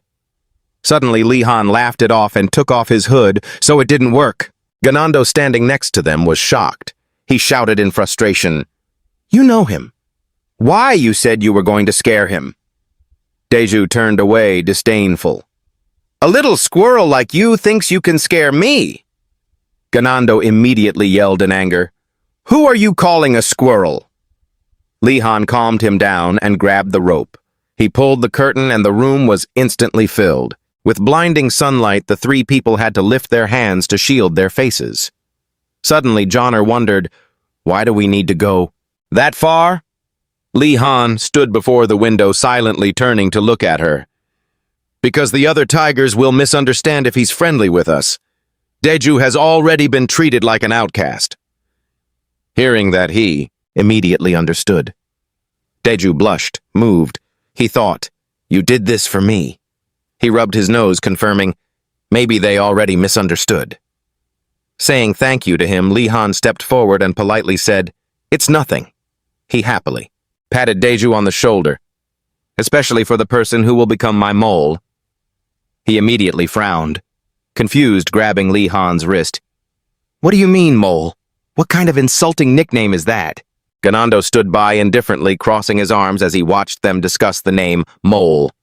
He tilted his head, wondering, isn't Mole just perfect? Immediately, Daeju's murderous gaze. V patted Daeju on the shoulder, saying, especially for the one who's going to be my lab rat. He immediately frowned confused and grabbed Li Han by the wrist. Wait, lab rat! What kind of insulting nickname is that? Ganando just stood there, arms crossed, watching them bicker over the name lab rat. She tilted her head, wondering, isn't lab rat actually perfect for him? Daeju shot her a look of pure murder immediately, making Ganando break into a cold sweat. Li Han sighed and corrected his previous words. Since the names honor and justice didn't really fit, even Zoner was left speechless at the mention of them.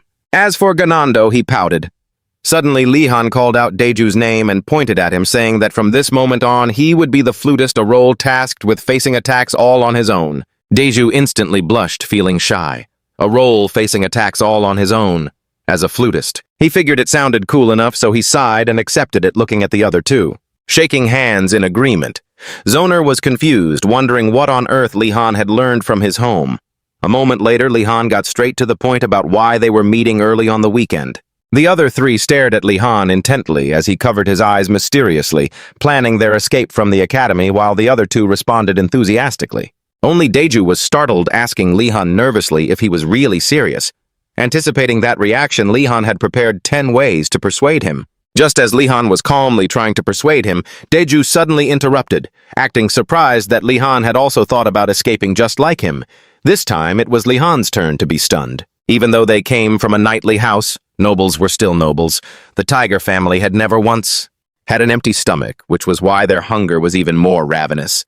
Elsewhere, someone clutched a stomach, growling with hunger, saying, "We can't keep going like this, we have to go hunting." Someone immediately responded, "If those guys in the blue tower can do it, so can we." The others were making a racket, demanding a fight when someone approached. Gel stepped forward to reassure them, asking them to calm down.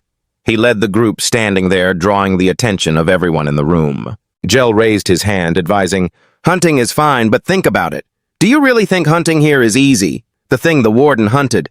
It was a monster the alchemy professor intentionally released. If we want to hunt one like that, we have to go deep into the forest. Are you all okay with that? We aren't familiar with the terrain there at all." Hearing that, the others immediately looked at each other in worry. One person turned to ask for his opinion. Gel immediately smiled arrogantly, saying he had a way. He stood looking down from above at the academy courtyard and eloquently declared they would escape this place. "I will make it happen, and you won't need to eat meat from that beast anymore." He pointed at himself confidently, promising success. After hearing those sweet words from Gel, the other students were instantly excited and wanted to confirm it. Suddenly, one of them doubted the feasibility, but Gel pointed to his head, saying he already had a plan, and those who wanted to follow him were welcome, adding, "I don't want to find the exit alone." With that, he turned to walk away. They immediately cheered, "Moradi is the best." Suddenly, Gel spoke again, making them freeze. "I will be the one. I'm giving orders. If you do something useless and ruin the plan..." He turned his head, looking at them grimly, and glared, lowering his voice, "I won't let it slide." With those words, he turned and walked away with the group, wishing everyone a good night. In a corner where no one noticed, Daeju, hiding behind a pillar, had heard it all. A moment later, outside, someone gasped in surprise. That person seemed unable to believe what they had just heard. "If I listen to him, can I go along too?" Li Han rested his chin on his hand, deep in thought with bright eyes, seeing him so happy. Daeju hesitated. "After everything that happened with Gel, can you still say that?" "Why?" he asked, confused. Li Han laughed and waved his hand. "Forget it. No one pays attention to such trivial matters." Looking at Zoner and Ganando shaking their heads, he wasn't so sure. Turning away, Li Han walked and pondered, this is trouble. Initially, he had planned to spend time finding an exit because clearly based on the professor's personalities, escaping would be very difficult, but Moradi had aggressively declared he had a way out. Li Han turned to look at the person sitting in the chair. He didn't look as naive as Ganando. He was smart and cold enough to take advantage of students in the same tower since the beginning of the semester. Surely he had a reason to be confident. Everyone in the room was watching him. Suddenly, Li Han became silent and decided there was no other way. He would follow him and see what that method was. He pointed, giving orders, and Daeju jumped up, exclaiming, "Are you serious?" He broke into a sweat and asked, and Li-han retorted, "Do you have any better ideas?" "Or not?" Daeju slumped immediately. "Don't you think that's a bit cowardly?" Li-han told him not to worry about it, which made Zoner and Ganando look up, hands on his waist. "Right now we are opposing each other," Daeju confirmed. Li-han closed his eyes, speaking slowly. "There is a famous saying, know yourself, know your enemy, and you will win 100 battles. He patted his shoulder hard. "So, this is just our strategy," Li-han said seriously. Daeju broke into a sweat. Was it because of his face? He looked confused at that sparkling face. And for some reason, it actually seemed reasonable. A moment later, Daeju was convinced, "I guess this could be considered a strategy." Li-han grabbed his shoulder and turned him around. "All right, from now on you will monitor Murati. Meet me when you find out his escape plan." He pushed Daeju toward the door. "You are a brilliant warrior and a spy. To be proud of." Finishing his words, Li-han opened the door and pushed him out. While Daeju was still dazed, he closed the 2 doors and announced, "Mission started." Li-han looked at him. With sparkling eyes, "You will finish it." "Well, right." Daeju nodded slightly by instinct. He raised his hand to show he would try his best. "Just leave it to me." After closing the door, Li-han let out a sigh of relief. "Daeju's part is done. I still need to rethink the escape plan." Seeing Zoner and Ganando clinging to each other, Li-han was surprised and exclaimed, "Since when have you two been so close?" The 2 of them looked at him, hesitating without words. Zoner asked, "You learned brainwashing magic before entering the academy, right?" Li-han was instantly stunned and denied it. It was already afternoon. The crimson sunset slowly covered the academy. Li-han hurried to a room where Zoner and Nulia were. Both looked up at the person who had just arrived. Daeju and Ganando were also present. All listened as Li-han began raising his hand to speak. "Thank you everyone for attending the first meeting to plan our escape." Nulia immediately gasped in surprise.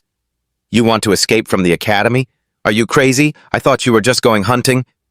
Her face turned pale as she shouted. Li-han calmly reassured Nulia, "I've got a plan." Hearing this, Nulia immediately froze with curiosity. Li-han thought if it's Li-han of the Warden House, he'll definitely find a way. He's just on a different level, compared to everyone else. Thinking that, she frowned and asked, "What's the plan?" He immediately pulled out a crudely drawn picture of a jigsaw puzzle, pointing at it excitedly. "Among the White Tiger Tower students, there's a guy who knows how to escape. We just follow him and mimic what he does." Hearing this, Nulia was stunned into silence. "You call that a plan?" She was trying to offer some advice when suddenly Johnner got an idea. He winked at her and called out to Li-han, "This plan won't work if we don't have Nulia, right?" He seemed to catch on to Johnner's intention. He clutched his chest and agreed with feigned sincerity, "How could we possibly do this without her?" Nulia was flustered and stammered. Suddenly, Li-han's words made her stop. "The ability to track and your hunter's instincts are the keys to this plan. Nulia is the only one who possesses both." Hearing that, she immediately blushed with embarrassment. Johnner and Li-han played along, acting all sad and disappointed, making Nulia panic. She crossed her arms, huffed, and gave in. "If I'm the only one who can do it, then I have no choice." Nulia tried not to look too happy. The moonlight illuminated the quiet forest at night. Giselle stood on a large rock, his eyes flashing. He looked at the group behind him and shouted, "My esteemed comrades, my knights who swore to follow my command." Giselle looked toward the silent forest and whispered with determination, "Tonight we are escaping this academy." Everyone below cheered enthusiastically. "We're with you. We'll get out of this hellhole." He smirked, lowered his voice, and gave the order. Giselle pulled out the map. He had on him, looking smug. "As long as I have this map, we will never fail." Flashing back to a while ago in a luxurious room, a voice was questioning someone about introductory magic, specifically Enrogan magic. He waved his hand, his voice, and full of anger. "Is this all there is?" The servants were terrified. "We are sorry." This was Giselle of the Murati house. Giselle, furious, kicked away the books on the floor. "I told you to bring me something useful, and this is what you bring me." The two of them scrambled away in terror. "We're sorry." Shortly after, as if discovering something, Giselle bent down to pick up a piece of paper from the pile of books, looking puzzled. "What is this?" After opening the paper, his face was filled with surprise. The paper was actually a map to escape the academy. He looked at the map secretly overjoyed.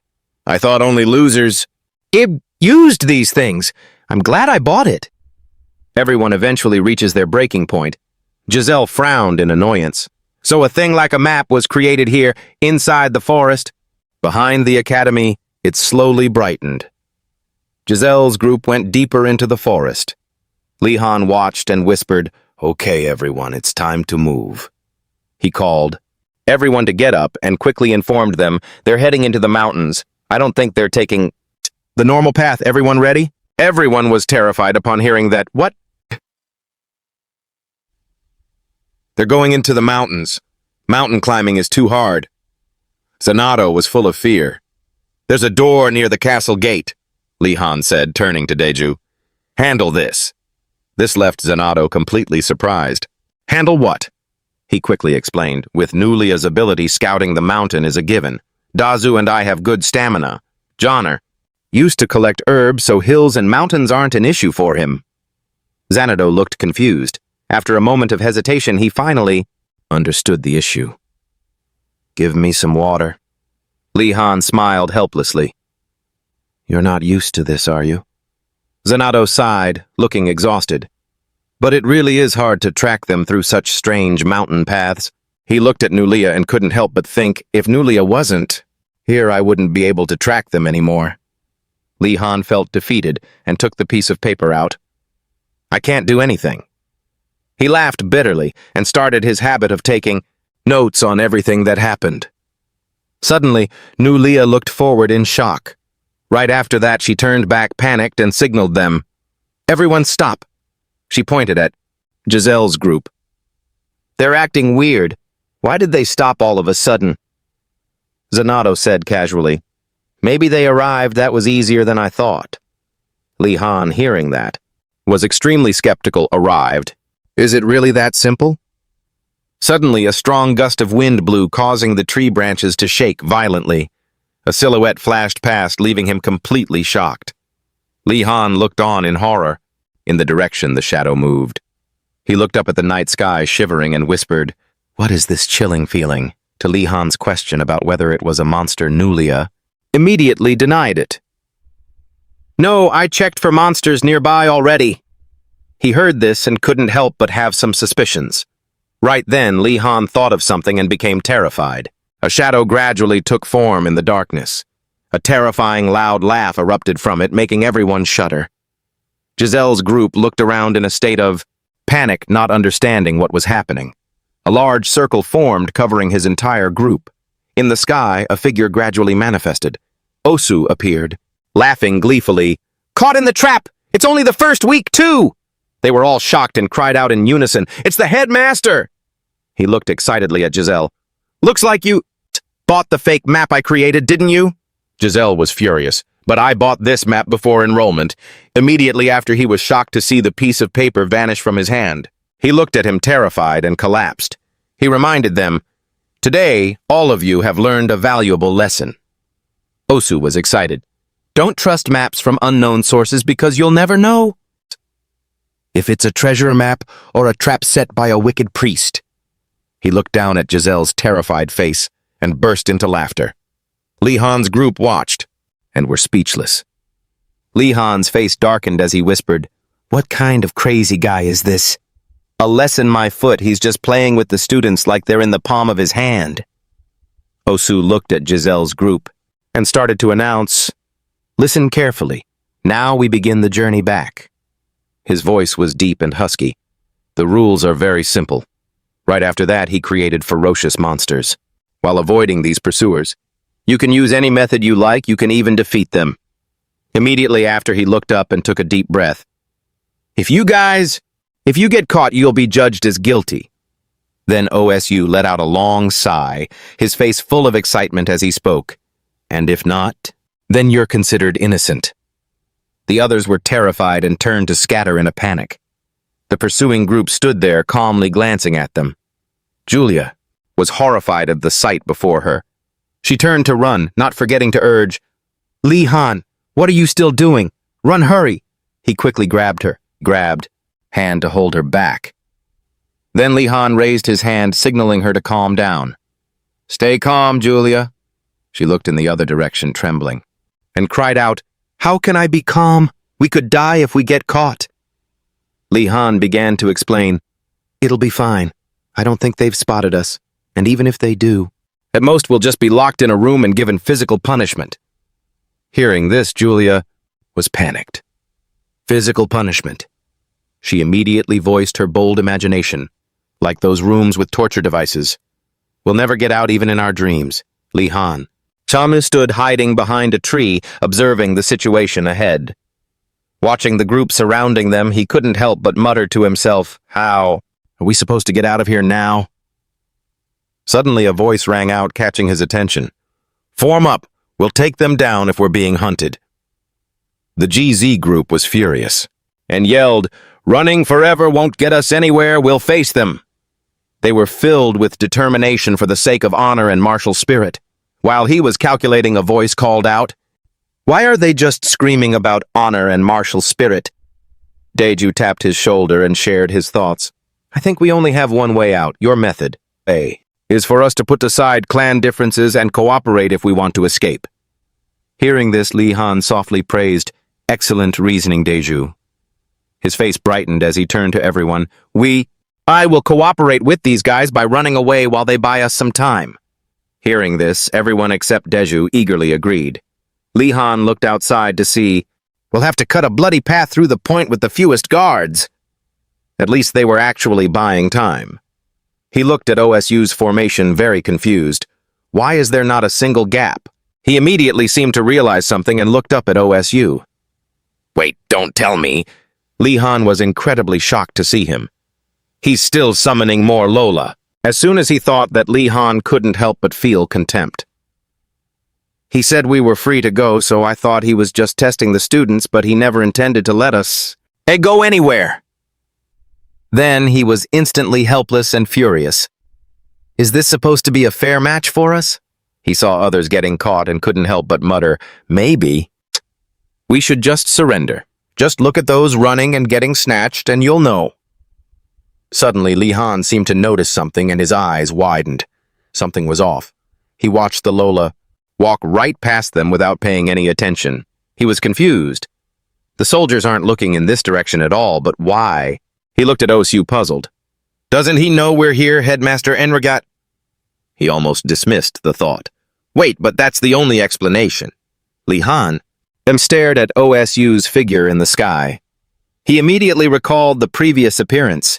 He looked at him, seemingly having figured it out. If that's just a clone or an illusion of the headmaster, we just need to run in the opposite direction of the white tigers and that's it. Li Han immediately turned around to announce to everyone, "Guys, I've figured out a way to escape." Everyone heard this and was incredibly surprised and happy. Li Han turned around and explained the method. "Just keep moving forward. Let's go." He led everyone forward. 30 minutes later, his group started entering a cave inside the forest. Julia checked the surroundings and informed, "I checked it safe. No monsters detected." He immediately used his wand to summon light. The space inside the cave lit up. Johnner was very scared and worried, so she comforted him. "Those skeletons can't possibly track us all the way here, right? It'll be fine. I don't see any signs of them hunting us." Duru beside them seemed quite worried. "The problem is, how long will they be summoned for?" he worriedly asked. "Maybe I should have just broken through them." Li Han calmly spoke up to explain, "How could we have broken through that massive swarm? That was clearly an unsolvable problem." He smiled brightly, taking out food, which made Zanato very excited. "But for now, let's just eat." Julia suddenly spoke up. "Damn, I'm out of water!" Li Han heard this and immediately used magic to create a wave, surprising her. Julia's face was very excited. "Water magic, I've only heard rumors about it, but it's truly better than I thought." She immediately held up her water bottle, thinking to herself, "This must be so cool, it'll be helpful for my hunting trips." Johnner beside her gritted his teeth and trembled. "Can someone light a fire? It's too cold." Hearing this, she immediately used her wand to create a large flame. The fire was lit to everyone's amazement. "That's awesome!" Julia thanked heaven. It worked on the first try. It was super unstable before? Her face turned shy. "Actually, I'm more jealous of Lihan's water magic.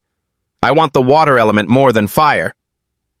Lihan heard this and immediately welled up with emotion, making her surprised. "You're jealous of my water magic.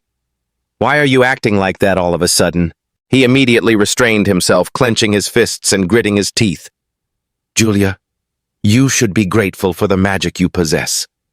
Lihan and she stood on the high hill looking at the forest below. He saw it and couldn't help but exclaim, making Julia horrified. "Has he gone crazy?" "The soldiers are still swarming." "You're not wrong, but is it okay to insult him like that?" He immediately turned to Julia and patted her shoulder. Lihan's face wore a radiant smile. "Magic is most nurtured from an open mind, so never limit yourself by how you express your potential." She heard this, and her face darkened. Coming from his mouth, that sounds strangely convincing. Immediately, she opened her mouth and yelled, "Headmaster, you jerk!" She was very passionate in her scolding. "You shifty skullface, I hope the wolves eat you tonight." Suddenly inside appeared a silhouette, making her terrified, and she hugged him tightly, screaming, "I'm sorry!" Lihan cautiously looked at the person who appeared. Giselle slowly stepped out from the darkness, confused. "What are you guys doing here?" He and his teammates gradually appeared. Both sides were extremely surprised to see each other. The veil of mystery slowly lifted before the eyes of everyone. Lihan smiled and invited them into the cave. Giselle's group entered with caution. "Rest a bit." Ganando saw this and pouted in complaint. "We don't even have anything to eat." Before he could finish, Duru beside him covered his mouth. Afterward, he seemed to have something on his mind. "Lihan has the right to ignore them." Because of what they did to him." Duru looked at him and couldn't help but exclaim. "But instead he treats them kindly like this." He looked at him with shining eyes. "Truly admirable. Lihan is truly a person who respects honor." Duru was moved by his own thoughts, leaving everyone very confused. Gia observed everyone feeling puzzled. "Why? Those bastards from Big Long are here again. Don't tell me they were imaginative enough to think they could track her, but they actually found the map. Damn it!" Giselle immediately starts panicking. "What do we do now? We're already getting help like this." As he gets more and more flustered, he suddenly remembers something he should do. Wait, don't forget Giselle. DJ recalls his childhood with his father. The Morel family motto was, "Never forget any grudge," but there was a hidden meaning behind those words. He tries to recall his father's expression. Right after that, he breaks into a sinister smile as he remembers the final line, "Kindness is only repaid when you remember it." Giselle starts calculating in his head and initiates a conversation with Lihan. "First, I need to build some trust." Before he can finish, the subordinate in Giselle's group suddenly collapses in pain. Ganando and Dejo see this and are terrified. "Why did he just drop like that?" The guy next to him steps forward to check, only to conclude, "Must be exhaustion," right at this moment. The minds of these two start spinning. Suddenly, they both collapse to the ground, much to Giselle's horror. He screams in shock, "What is going on?" He immediately realizes something is wrong, whips around and confronts Lihan. Staring back at him is Lihan's cold, expressionless face. Lihan immediately pours out the cup of water in his hand and smiles slightly. "Unfortunately, you realized it too late." Giselle is in extreme pain, clutching his head, shaking uncontrollably. "Poisoned water!" His face is blank and turning pale. "You won't get away with this, you damn snake." Lian calmly sits there watching Giselle collapse. He claps his hands cheerfully. "Done, that's all set." He ruffles Giselle's hair, all while calculating in his head. "Seems a bit excessive, but if someone hates me for no reason, I should give them a reason, right?" Ganando and his friends see this and are extremely agitated. "What is this, Lihan? Did you poison the water? We drank it too." Johnner and Nilia hear their panic and explain, "It's just a sleeping draft, I didn't poison the water." You are shocked to hear them say that, which confuses the guy. You guys knew too. That's because your expressions were too obvious. Li-Han looks toward the unconscious Giselle and sighs slightly. I wouldn't go this far just for personal issues, but this was necessary. He suddenly stands up and announces the plan to everyone. Everyone stay calm. We have to leave them near the wanted criminals. Even the old doctor is startled and asks, You're really going to do that? Li-Han hears this and replies, which makes the guy's face darken. You know Marady's personality, right? The guy seems to compromise and changes the subject. But where did you find the medicine? Johnner hears this and begins to explain, flashing back to their time in the forest. Johnner suddenly discovered sleepgrass. Li-Han sees it and is deeply impressed immediately. Excitedly explaining, It makes you sleepy when you grind it and mix it with water. We should take some, maybe sometime. It'll come in handy. She can't help but look at him and sigh. I didn't think we'd be using them like this. Moving to the middle of the quiet night forest, Giselle's group is all unconscious, sprawled on the ground. Suddenly, shadows appear staring at them. Right after that, they are hauled away. Li-Han stands on the hilltop looking down and exclaims, All right, they'll be dispersed soon. He stands up and speaks, leaving Johnner confused. Now we should finish the rest of the work, right? Li-Han shrugs nonchalantly. Scout the surrounding area. We can't turn back when... We've come this far. His face is serious as he looks ahead, calculating. We need to check how far the Academy's walls go, if there's really a way to escape at any cost. His group immediately regains their spirits and starts heading deep into the forest. Let's go together, Li-Han. Everyone gradually moves deeper into the forest under Nelia's guidance. Suddenly, Ganando trips over a rock and falls flat on his face, which terrifies Johnner. Li-Han walks over to check on him, and he immediately yells, Are you okay? I'm so hungry and it hurts too. Li-Han immediately looks at the guy next to him, worried. Dejo seems tired. Nelia speaks up, reminding him, Li-Han lighted up a little. I guess we've walked this far. If we haven't been caught yet, we're safe. She announces that everyone seems to be losing energy faster than usual in the dark. Hearing this, he immediately pulls out his wand.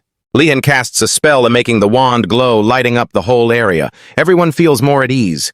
Suddenly, a strong wind blows, making the leaves rustle. A deep, raspy voice rings out, startling him. Turn off the light, student. It makes it hard for us to sleep. Li-Han hears this and suddenly turns around confused and shouts out.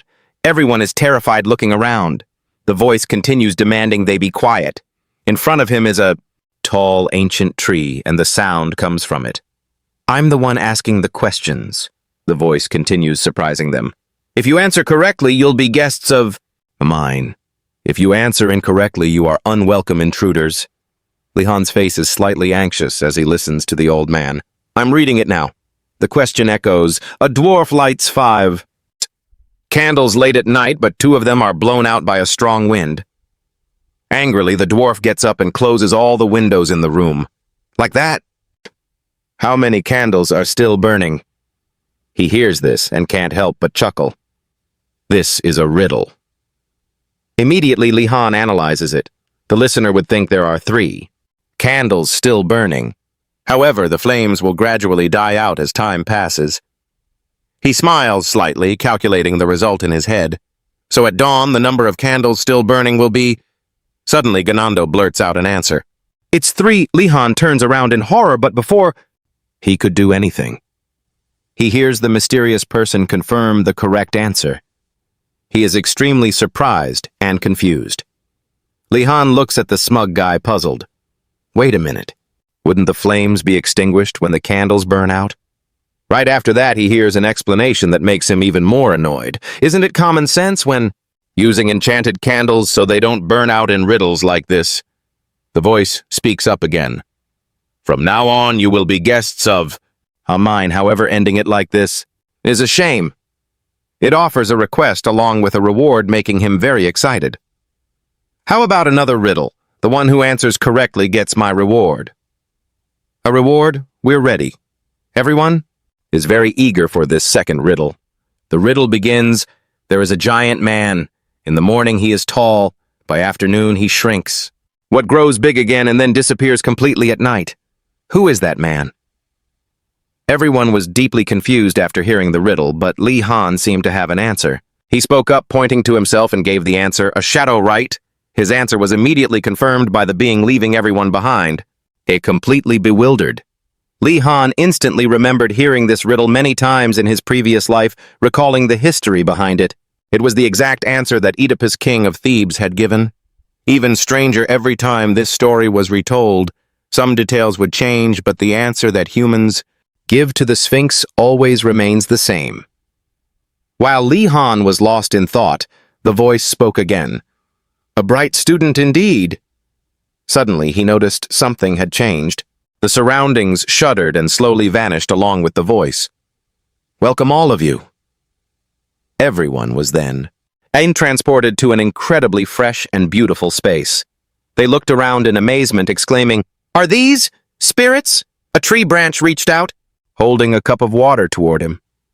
Li Han was surprised as he took the cup, and the voice spoke again. You must be tired from your long journey. Drink this. He picked up the cup, whispered his thanks, and couldn't help but notice it smelled like vegetable juice. He took a sip, and his eyes widened in shock. His emotions began to soar. The fatigue in his body was instantly washed away, just like drinking a glass of ice-cold water after running on a hot summer day. While he was basking in the joy, the others around him were anxious and terrified. The voice spoke up to explain, making him incredibly excited. It's a drink extracted from the plants around here. Do you like it? It's absolutely amazing. Could I have some more? As Li Han reached out to take the cup, the branch quickly pulled back. The voice inside echoed, asking for his identity. Before that, I need to know who you are. I don't know your name yet. Hearing this, he bowed respectfully. My name is Li Han. Upon hearing this, it asked out of curiosity, what is your family name? As soon as he said his family was the Blackhead family, it was deeply shocked. Seeing his bitter smile, it hurried to speak. My apologies. It's just because of the rumors about your family.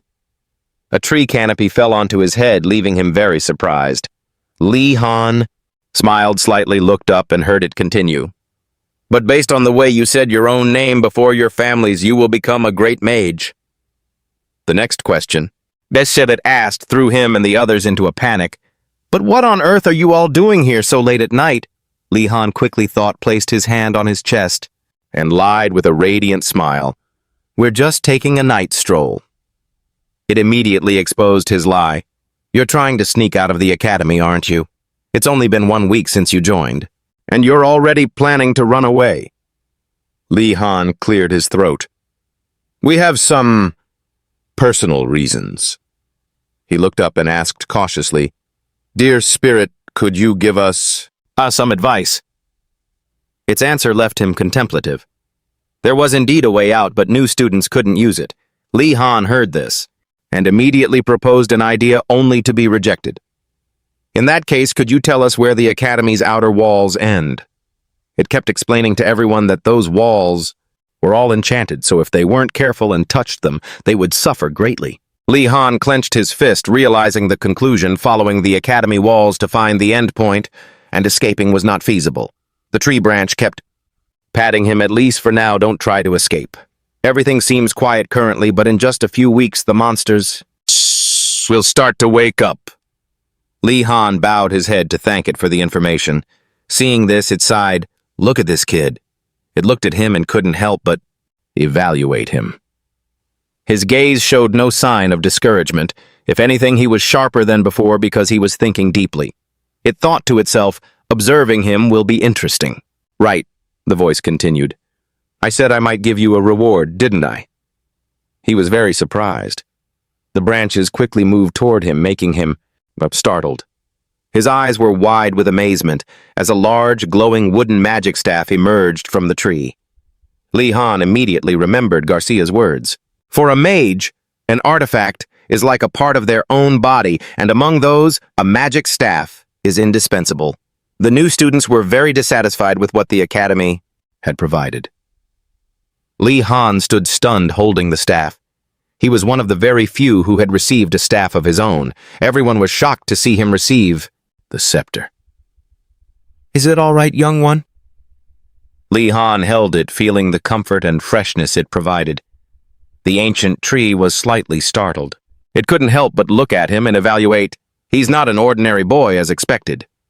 It watched the light flickering from the scepter in his hand. The spirits dwelling within that scepter. It's quite a lot for a boy his age. When he made a mistake, it suddenly spoke up, startling him. You will learn more from the sources of power dwelling in that scepter as you use it more. Can't you guide me now? Its answer made Li Han pout. Unnecessary. You will learn it naturally over time. The ancient tree couldn't help but chuckle at his talent. It immediately remembered the time before when he mentioned the amnesiac Godanas, the one he had met centuries ago. Just as expected from the bloodline of Godanas. The voice began to rise. It's time for everyone to head back. Right after that, his group was pushed far away. Well then, goodbye. The ancient tree used magic to push everyone out while reminding Li Han, stop using magic around these buildings. Your magic is too strong. It has awakened the plants around here. Everyone was pushed outside simultaneously. They all fell to the ground in pain. He was bewildered listening to its words. Remember that riddle you asked? Its voice slowly faded into the woods. It will be the answer. Everyone left the spirit's domain. All the undead had vanished. His group headed down the mountain just as the sun rose. They returned to their rooms exhausted. The sound of hurried footsteps running up the stairs and the sound of a door being pounded echoed outside, causing him to jump awake. Li Han, face full of fatigue, and messy hair, was confused. What's going on? Asa was extremely agitated. Please forgive my rudeness, there is an urgent matter. He immediately told him about the incident. Concerning yesterday. Are you crazy? The principal is holding an event outside. Li Han's eyes widened in shock. Asa's words reminded him of what happened yesterday. It woke him up. He was trying to follow the students who were plotting to escape. He couldn't help but sigh inwardly. I should act more seriously than usual in situations like this. He looked at Asa and agreed, That's right, I'll wake everyone up and then we'll head out. At the school's vast stadium, decorated magnificently, everyone gathered. They're back together looking so happy. And that price, it's clearly designed to hit the buyer's sweet spot. People are exclaiming, is this actually a festival? It doesn't even feel like a desperate attempt to sell things after the escape. Li Han holds a piece of cake in his hand, secretly wondering, what is that guy plotting? Suddenly, the booming voice of Principal OSU pulls him back to reality. The old man is incredibly excited. He reminds everyone to pay attention. The crowd in the stands cheers as he announces, this weekend, priests from all across the empire will be visiting our academy. He asks for a round of applause. Li Han joins in clapping, but can't help thinking the principal's welcome party is certainly warm. Madrich bows, slightly smiling respectfully. Thank you, Principal OSU. Hearing this, the principal replies, thank you for taking the time for us, though I'm sure you've already got your hands full teaching the young students here. OSU laughs. He seems so thrilled, adding, it makes me so happy I've grown quite fond of the priests. He looks a bit awkward, his eyes starting to twinkle intensely. Could you pass along this message? To His Majesty, we need a bit of joy to uncover the secrets of ancient magic. She looks completely bewildered. That is not within our jurisdiction. Li Han notices something. It's just like back then.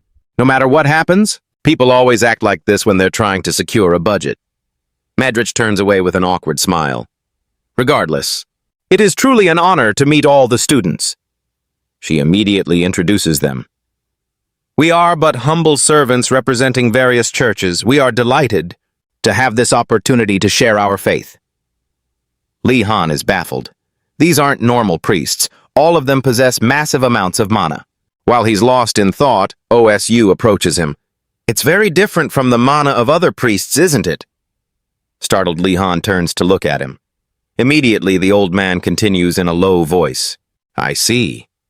After all, the mana of these priests is so unique that it's often called divine power. Li Han nods along, leading the principal to probe further. You understood that, did you? No wonder you sensed something strange about them. Do you have the ability to detect mana? Li Han is shocked and anxious. The principal's voice continues. Why? Are you trying to hide such a talent? There aren't many students who can detect mana like you. Li Han immediately explains, I still feel I have many shortcomings. OSU sighs. I told you already. You aren't like that at all. From now on, be confident and show off your talents.